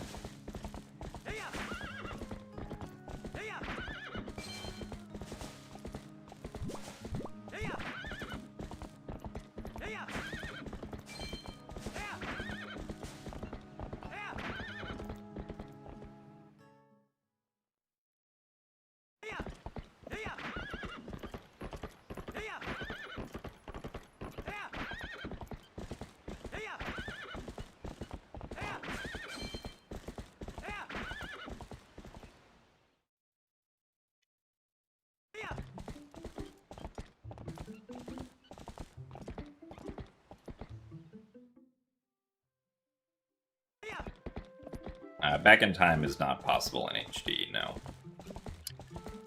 There is no way to soft reset the game.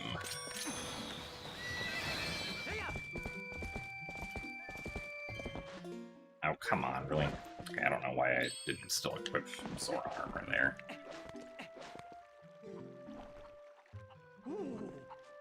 But I did not mean to skid on Epona.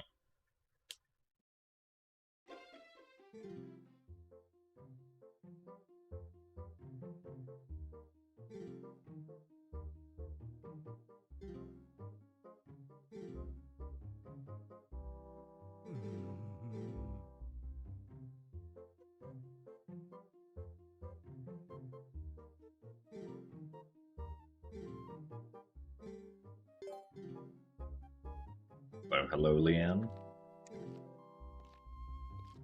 Yeah, it's time for the hardest boss in the game to be consistent at. Mayor Bow.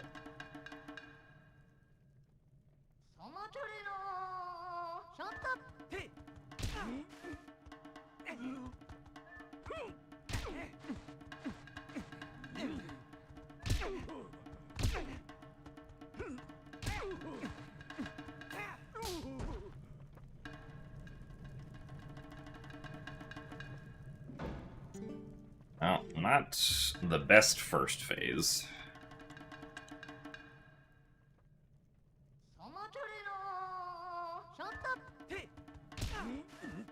And unfortunately, not the best second phase either.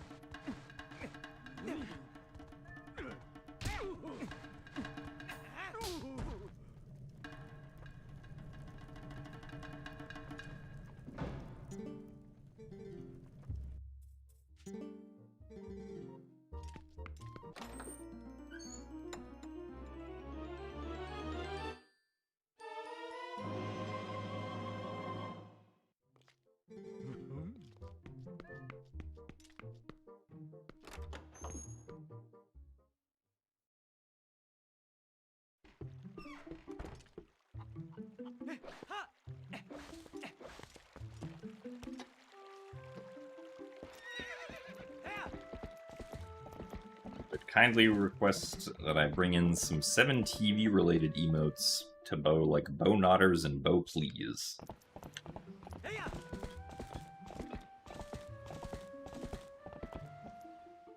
I've never really been into, like, adding emotes from other places, except for Cat Jam.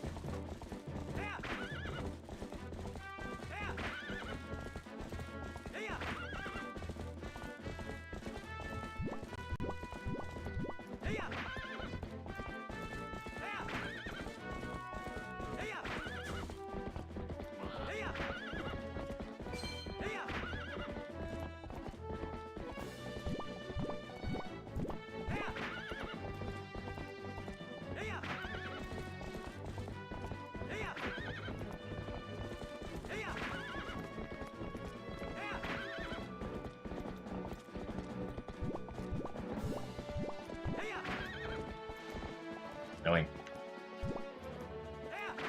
Nice.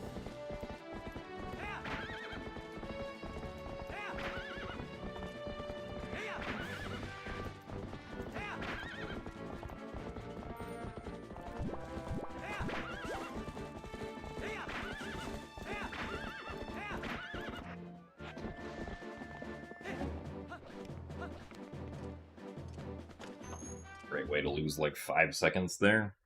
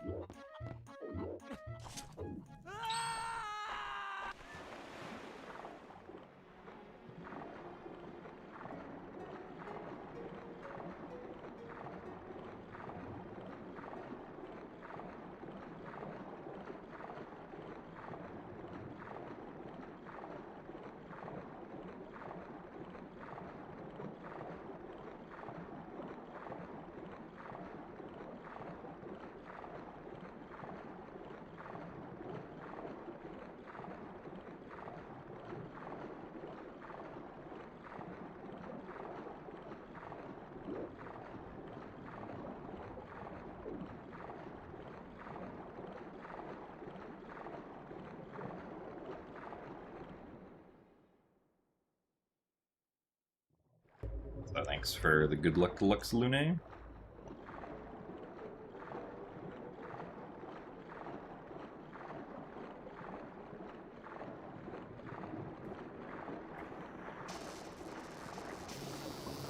Really?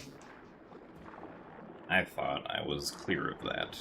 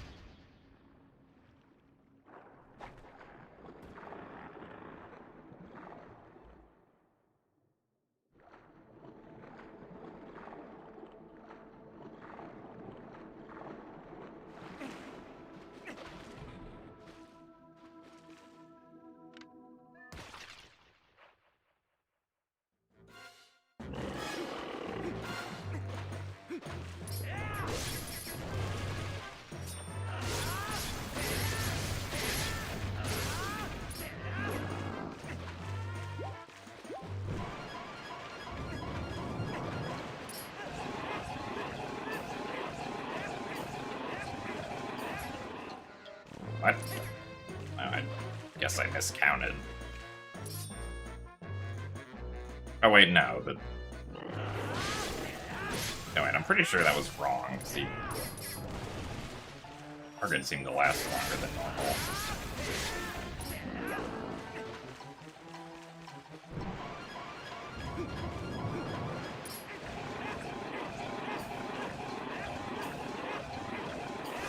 Okay, no, I was fine. I don't know why I thought I messed up that first cycle. Something seemed off to me.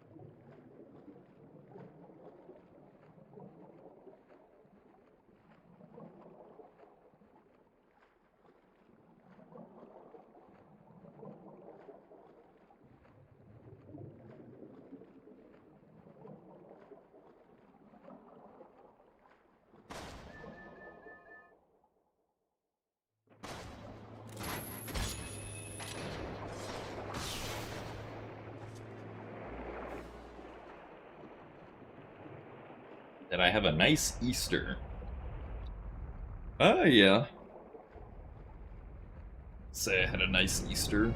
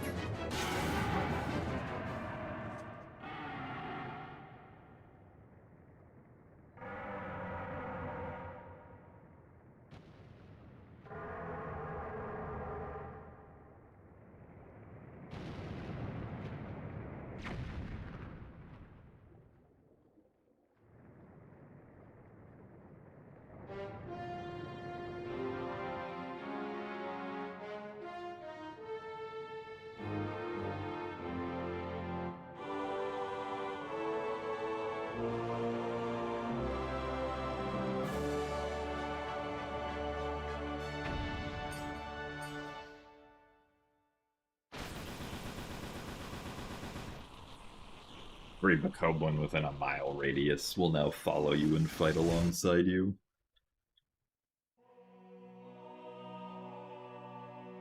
Yeah, Nintendo games I don't think really usually do that at all.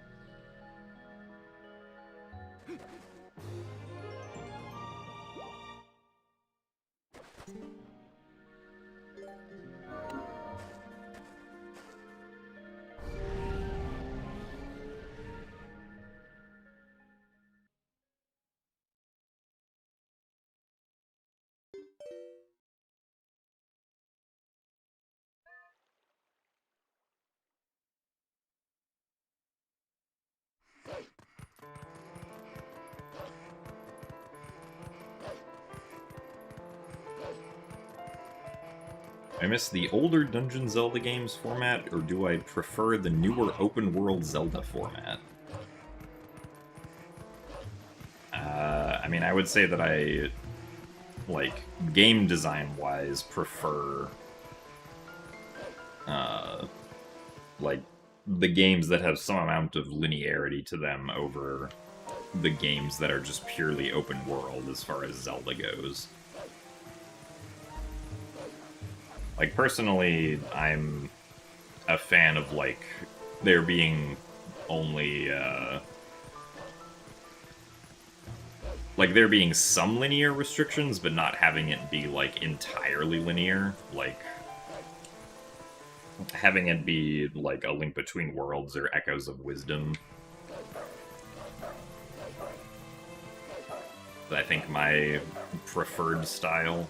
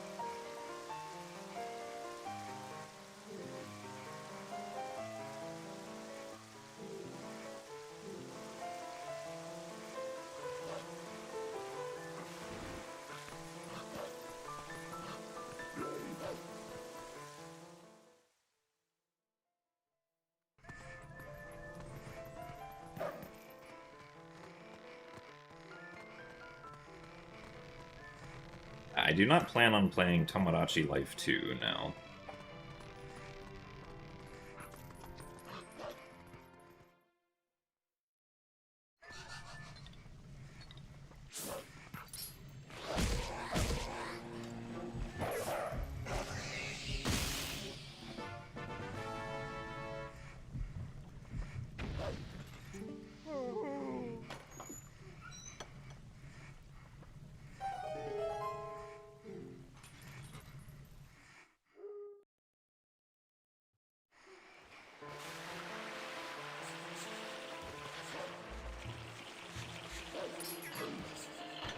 And yeah, like, Breath of the Wild and Tears of the Kingdom, for the size of game that they are, feel like they,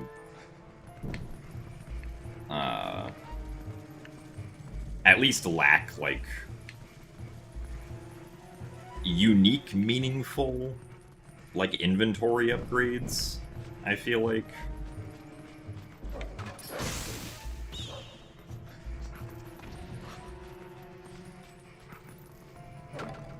At least compared to older Zelda games.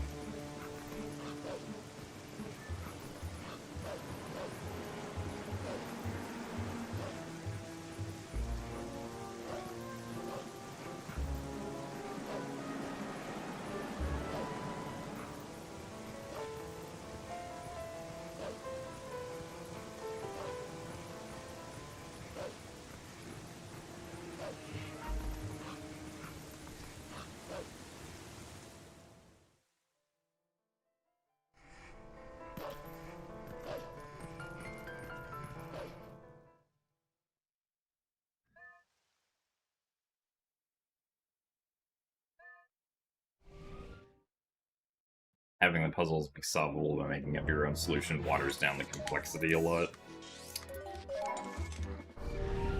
I mean, in a sense of progression, I suppose so, but I feel like you can design puzzles that, like, are solvable, like, that are still solvable in different ways, like, despite the player potentially having a completely different inventory. Right? Like, obviously, at the beginning, that wouldn't necessarily be true, but, like, as the player gets more and more items, I feel like that can become true.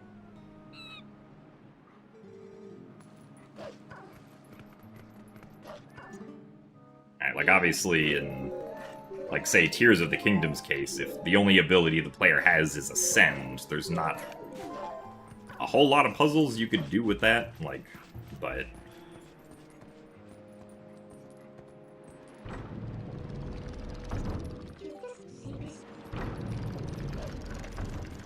as they potentially go through and then they get the other abilities, then you can still make puzzles that are, like, you know, solvable with Ascend only, but also solvable with using the other abilities as well. And vice versa if the player doesn't have Ascend.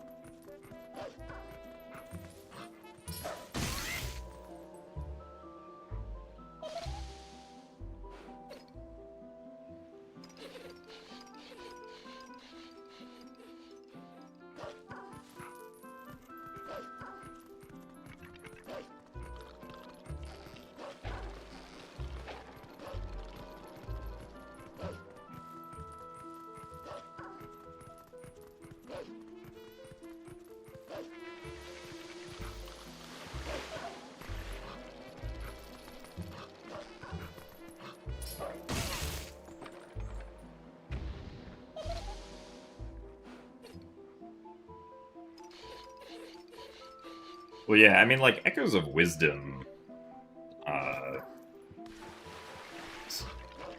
like, personally, I like the way that like, there are multiple ways that you can solve puzzles in Echoes of Wisdom. I mean, sometimes the, like, sometimes there is just, like, a very easy solution, depending on, you know, if you've gotten a certain echo or not. But sometimes, like, there's not an easy solution, and you have to figure out something creative.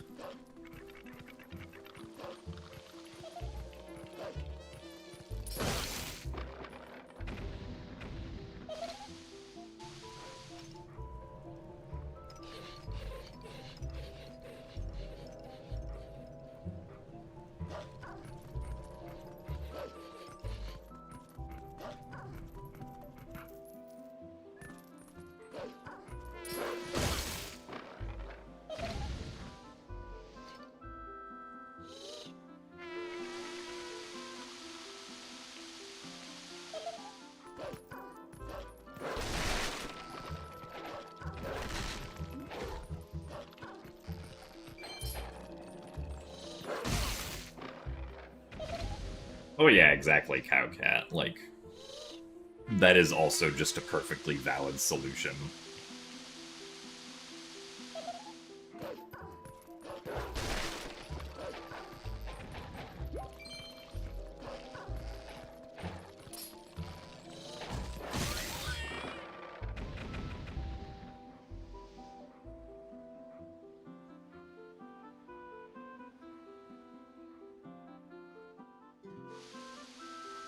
How would I rate my speedrunner carpal tunnel as a 3D Zelda runner?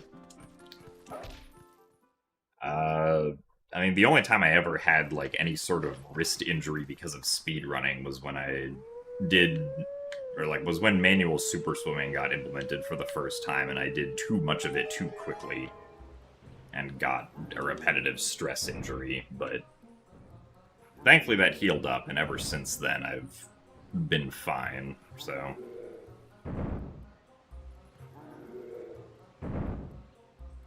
Oh yeah, and I was doing the manual super swimming with poor technique.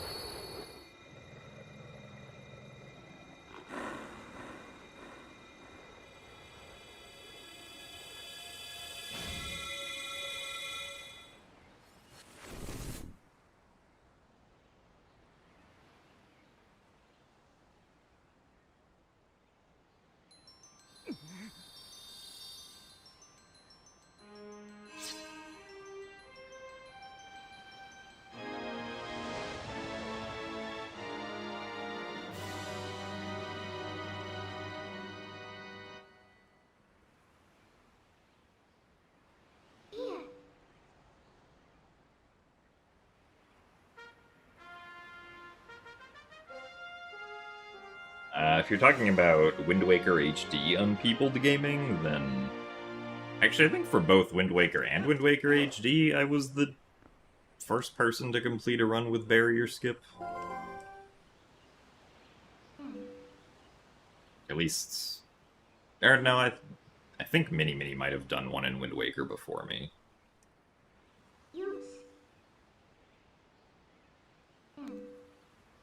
I guess I specifically got the first new record with barrier skip in Wind Waker. Howard.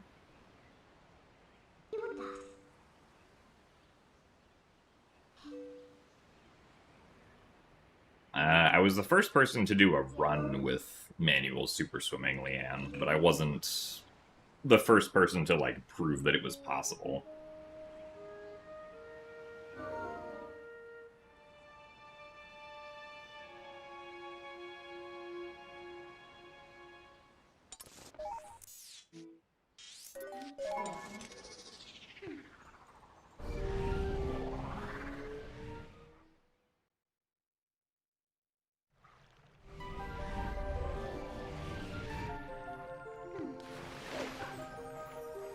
Oh, come on.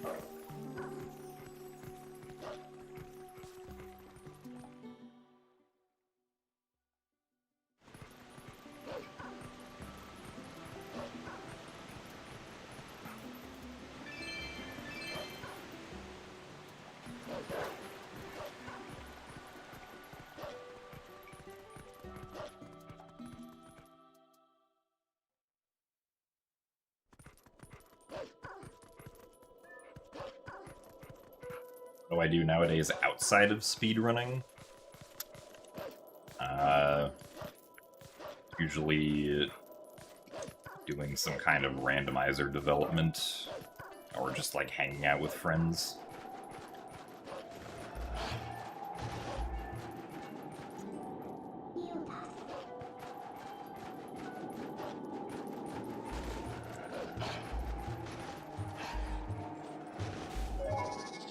Ah, hope that was enough.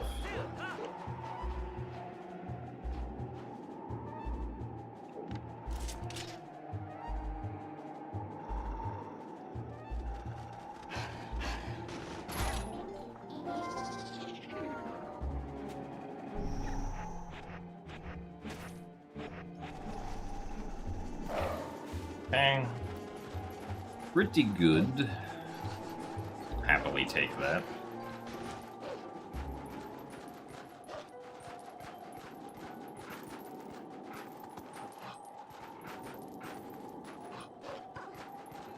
Am I gonna read YouTube chat today? Maybe.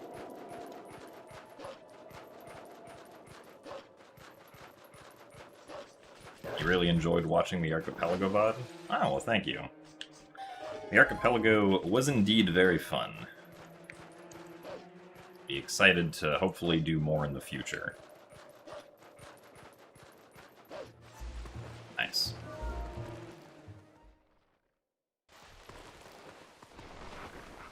Did I have a good experience in high school? I'd say for the most part my high school experience was good, yeah.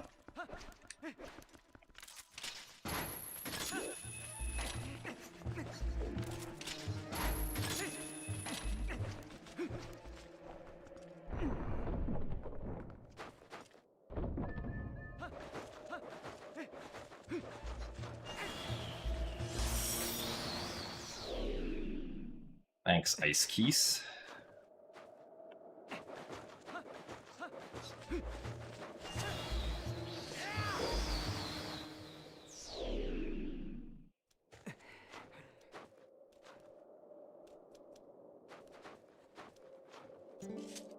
I can't say that I encountered any American bullies who said, "Give me your lunch money." No. I would have been pretty disappointed if they said that to me, because I did not have lunch money. I always brought lunch from home.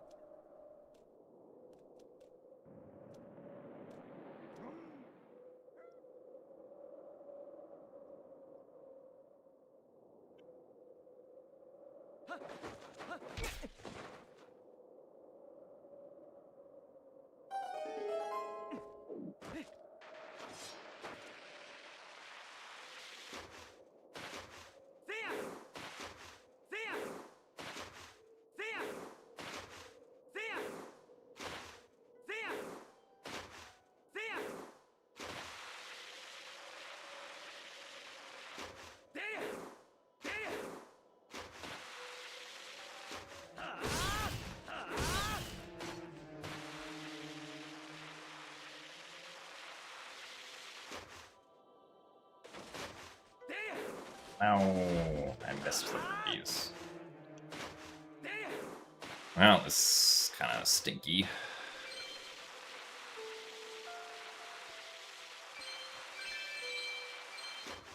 I guess it's not too bad. We can just replace it with a red rupee.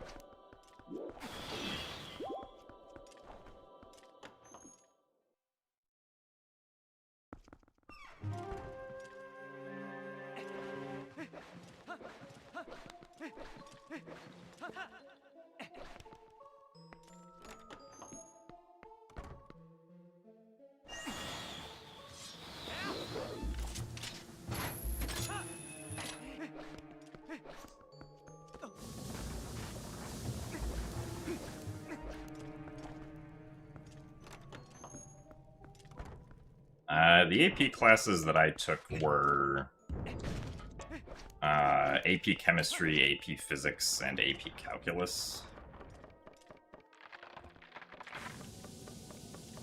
Of those, I think the hardest one for me was probably Chemistry.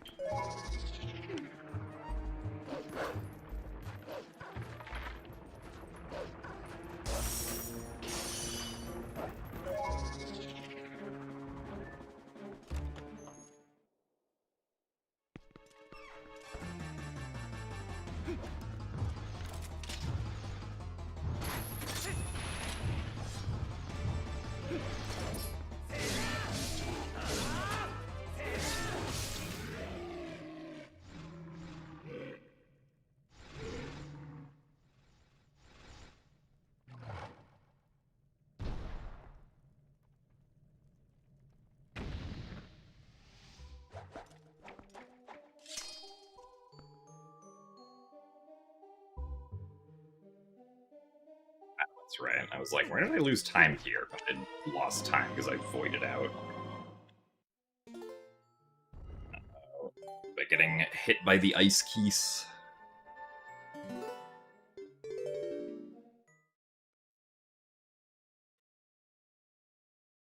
So thank you very much, Kimi, for the 5 months of Prime. Thank you very much for the good luck as well.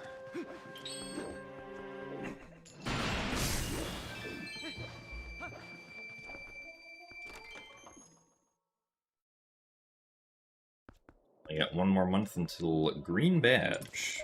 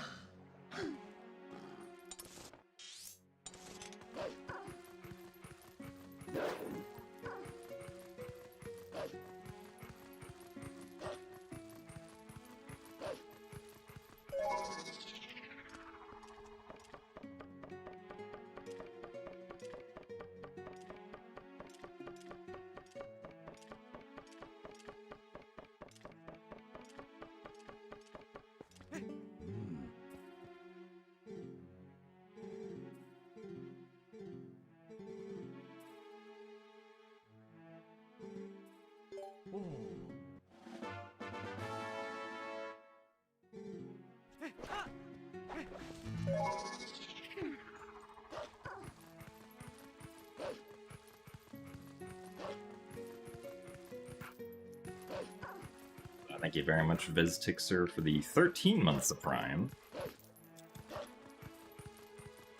Also, thanks for the good luck, Ryan. I have never tried climbing a ladder with iron boots on now. Also, supposed to equip that.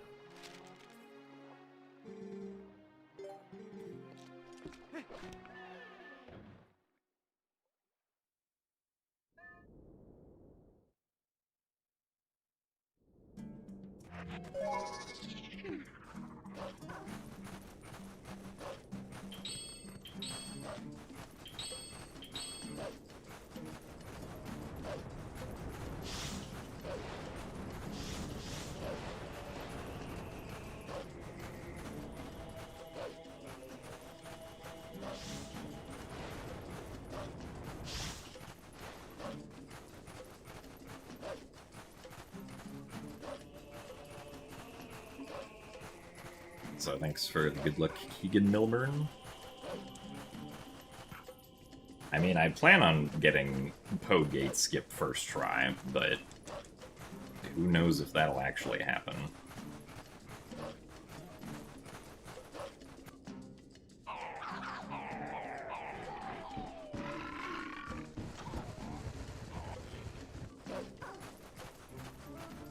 Does Clawshot not work on that ladder? Clawshot doesn't work on ladders in general in this game. It's not like previous Zelda games where you could, like, potentially hookshot most ladders. I guess they figured that, like, logically it doesn't make sense for a Clawshot to be able to grab onto a ladder. Whereas, like, it kind of makes sense that a hookshot might be able to grab onto a ladder, because the claw shot actually, like, grips onto something, whereas the hookshot is, like, penetrating the surface that it's going in.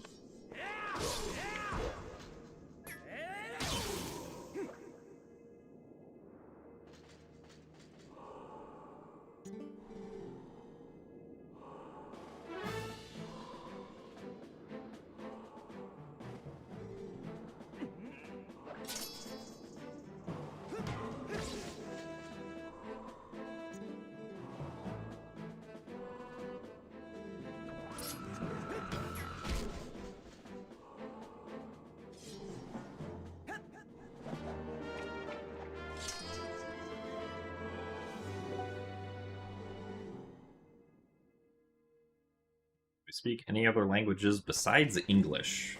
Not really, no.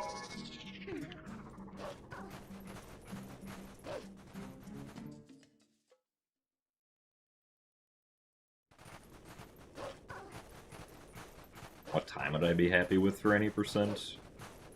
There's not really a specific time that I would be happy with. It's more so, like, whether or not I get a run that I feel satisfied with.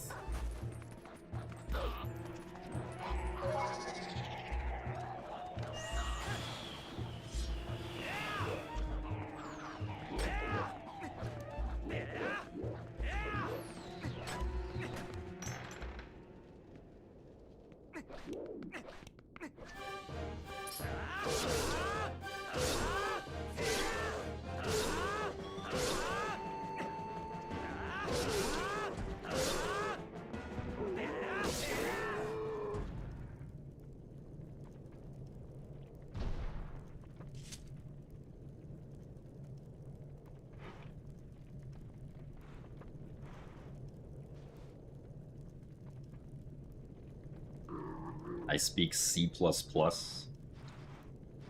don't know if I would say I speak C++.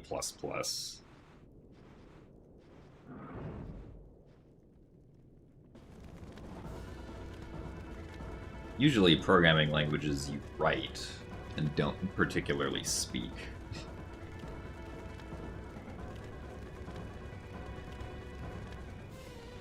Have I ever traveled to another country? Yes. I have been to Japan before. I have also been to a couple countries in Europe, like the UK and Belgium and Austria and Turkey.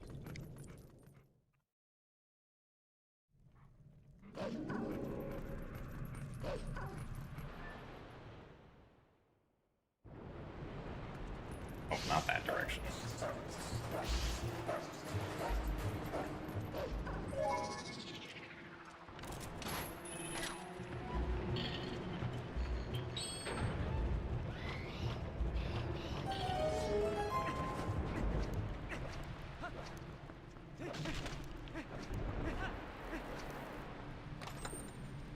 I guess technically Italy. I was in Venice for a single day.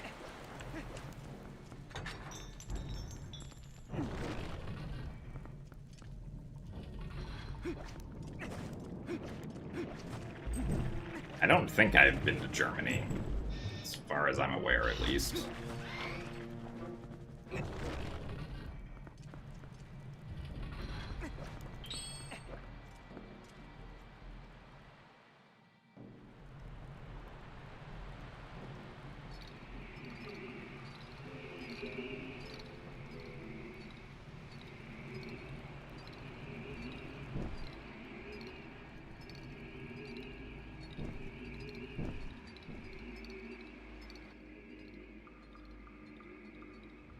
Longest trip I've ever been on distance-wise? You mean, like, the furthest distance from home I've ever been?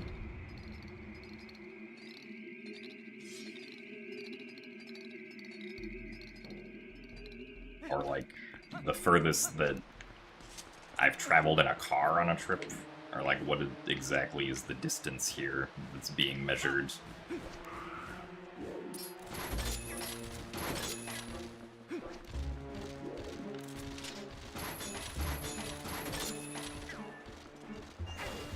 Okay.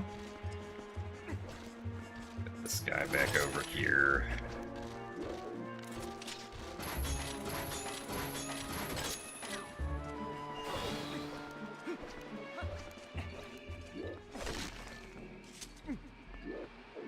Hello.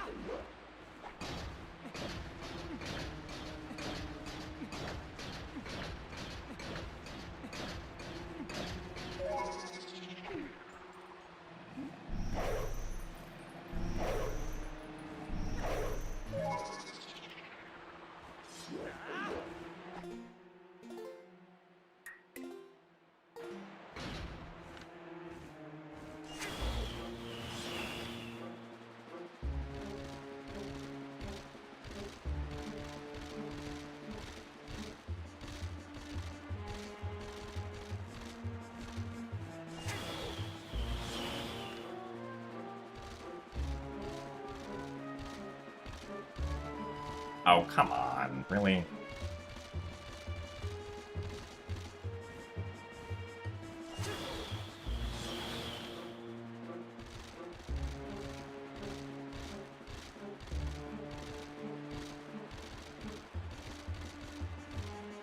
Yeah, but if I had tried to go for that, I probably wouldn't have gotten that.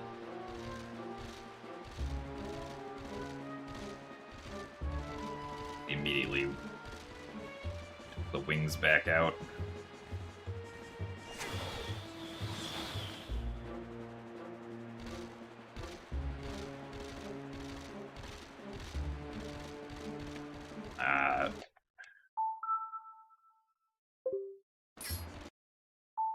It's too late. I need one of the bubbles to go into, like, the corner that I'm looking at, with, like, the textured wall that has the glyphs on it.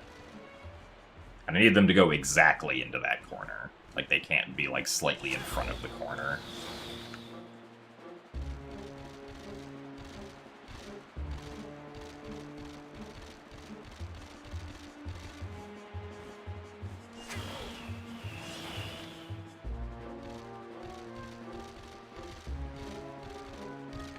So that one's in a good position now.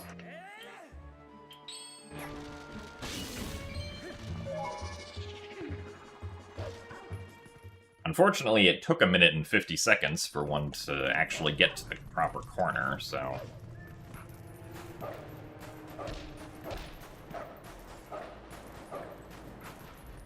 Not exactly going to be saving time here.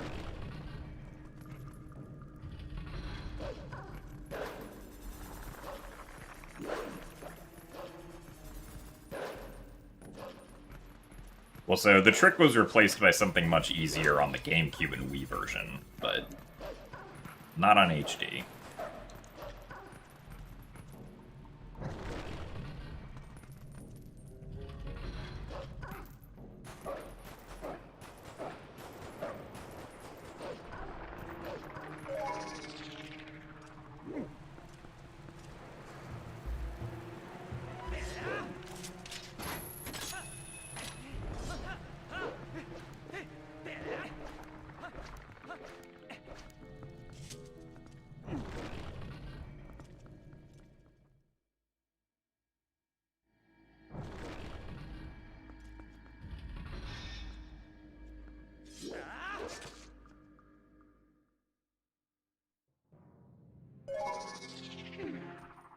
ever played any Battle Royale games like Call of Duty or Fortnite? Is Call of Duty Battle Royale? I thought Call of Duty was like team-based. But since I've never played Call of Duty, my perception could be off. Dang.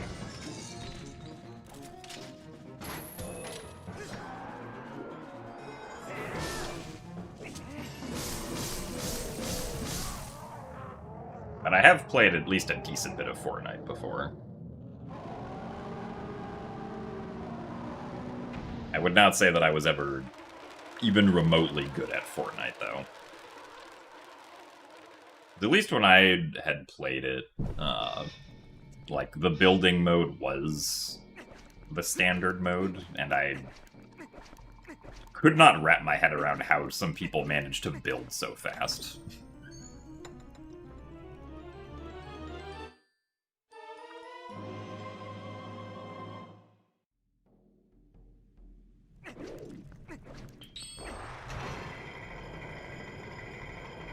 Oh, it has a battle royale in it, okay.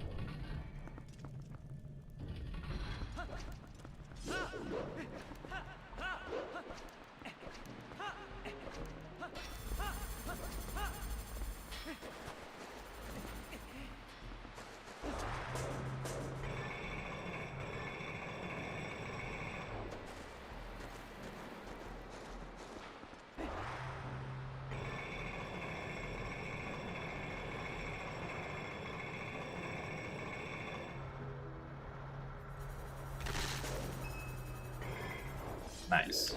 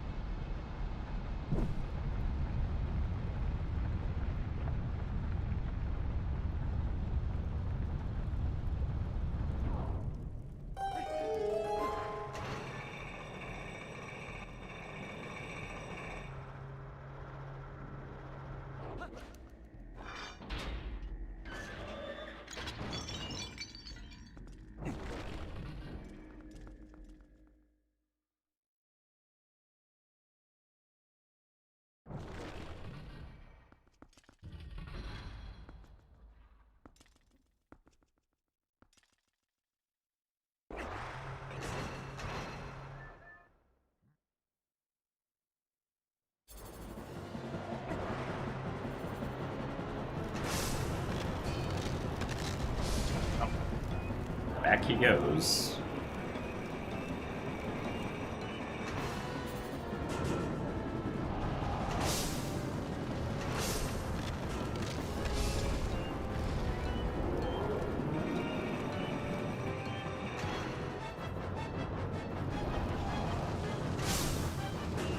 Now, why are there so many soldiers here? What the heck? Now this stinks.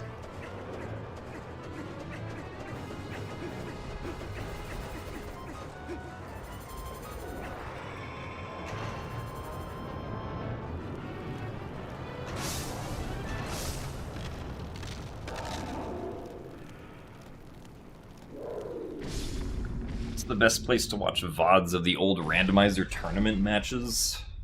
I don't know if there's actually a place that they all get put consistently, unfortunately. Like, your best bet would basically just be to go through the past broadcasts of the Zelda Speedruns channels and search for Skyward Sword Randomizer. Unfortunately.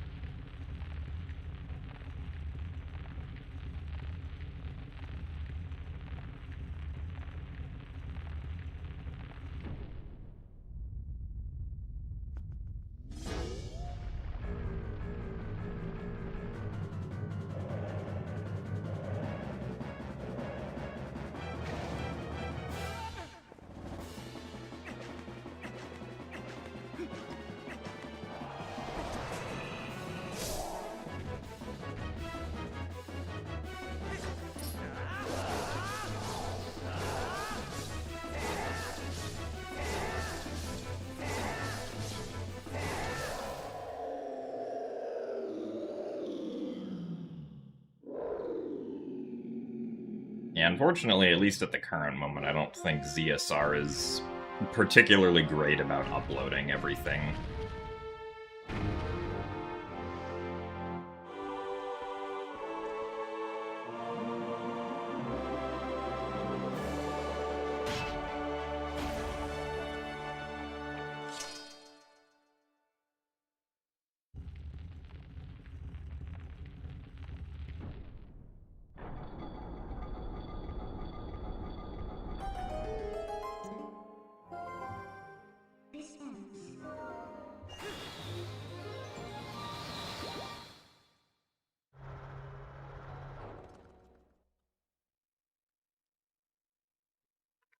Alright, well, that's definitely it for that run. I think also it for today because, due to sleep deprivation, I am tired. And that's probably why I lost a lot of time around, like, the middle of the run. Because I just wasn't able to focus due to being sleepy, so... We will try again on Wednesday, where hopefully I will be a little bit more well-rested. So... Thank you guys all for watching today, and I will see you guys later. Goodbye.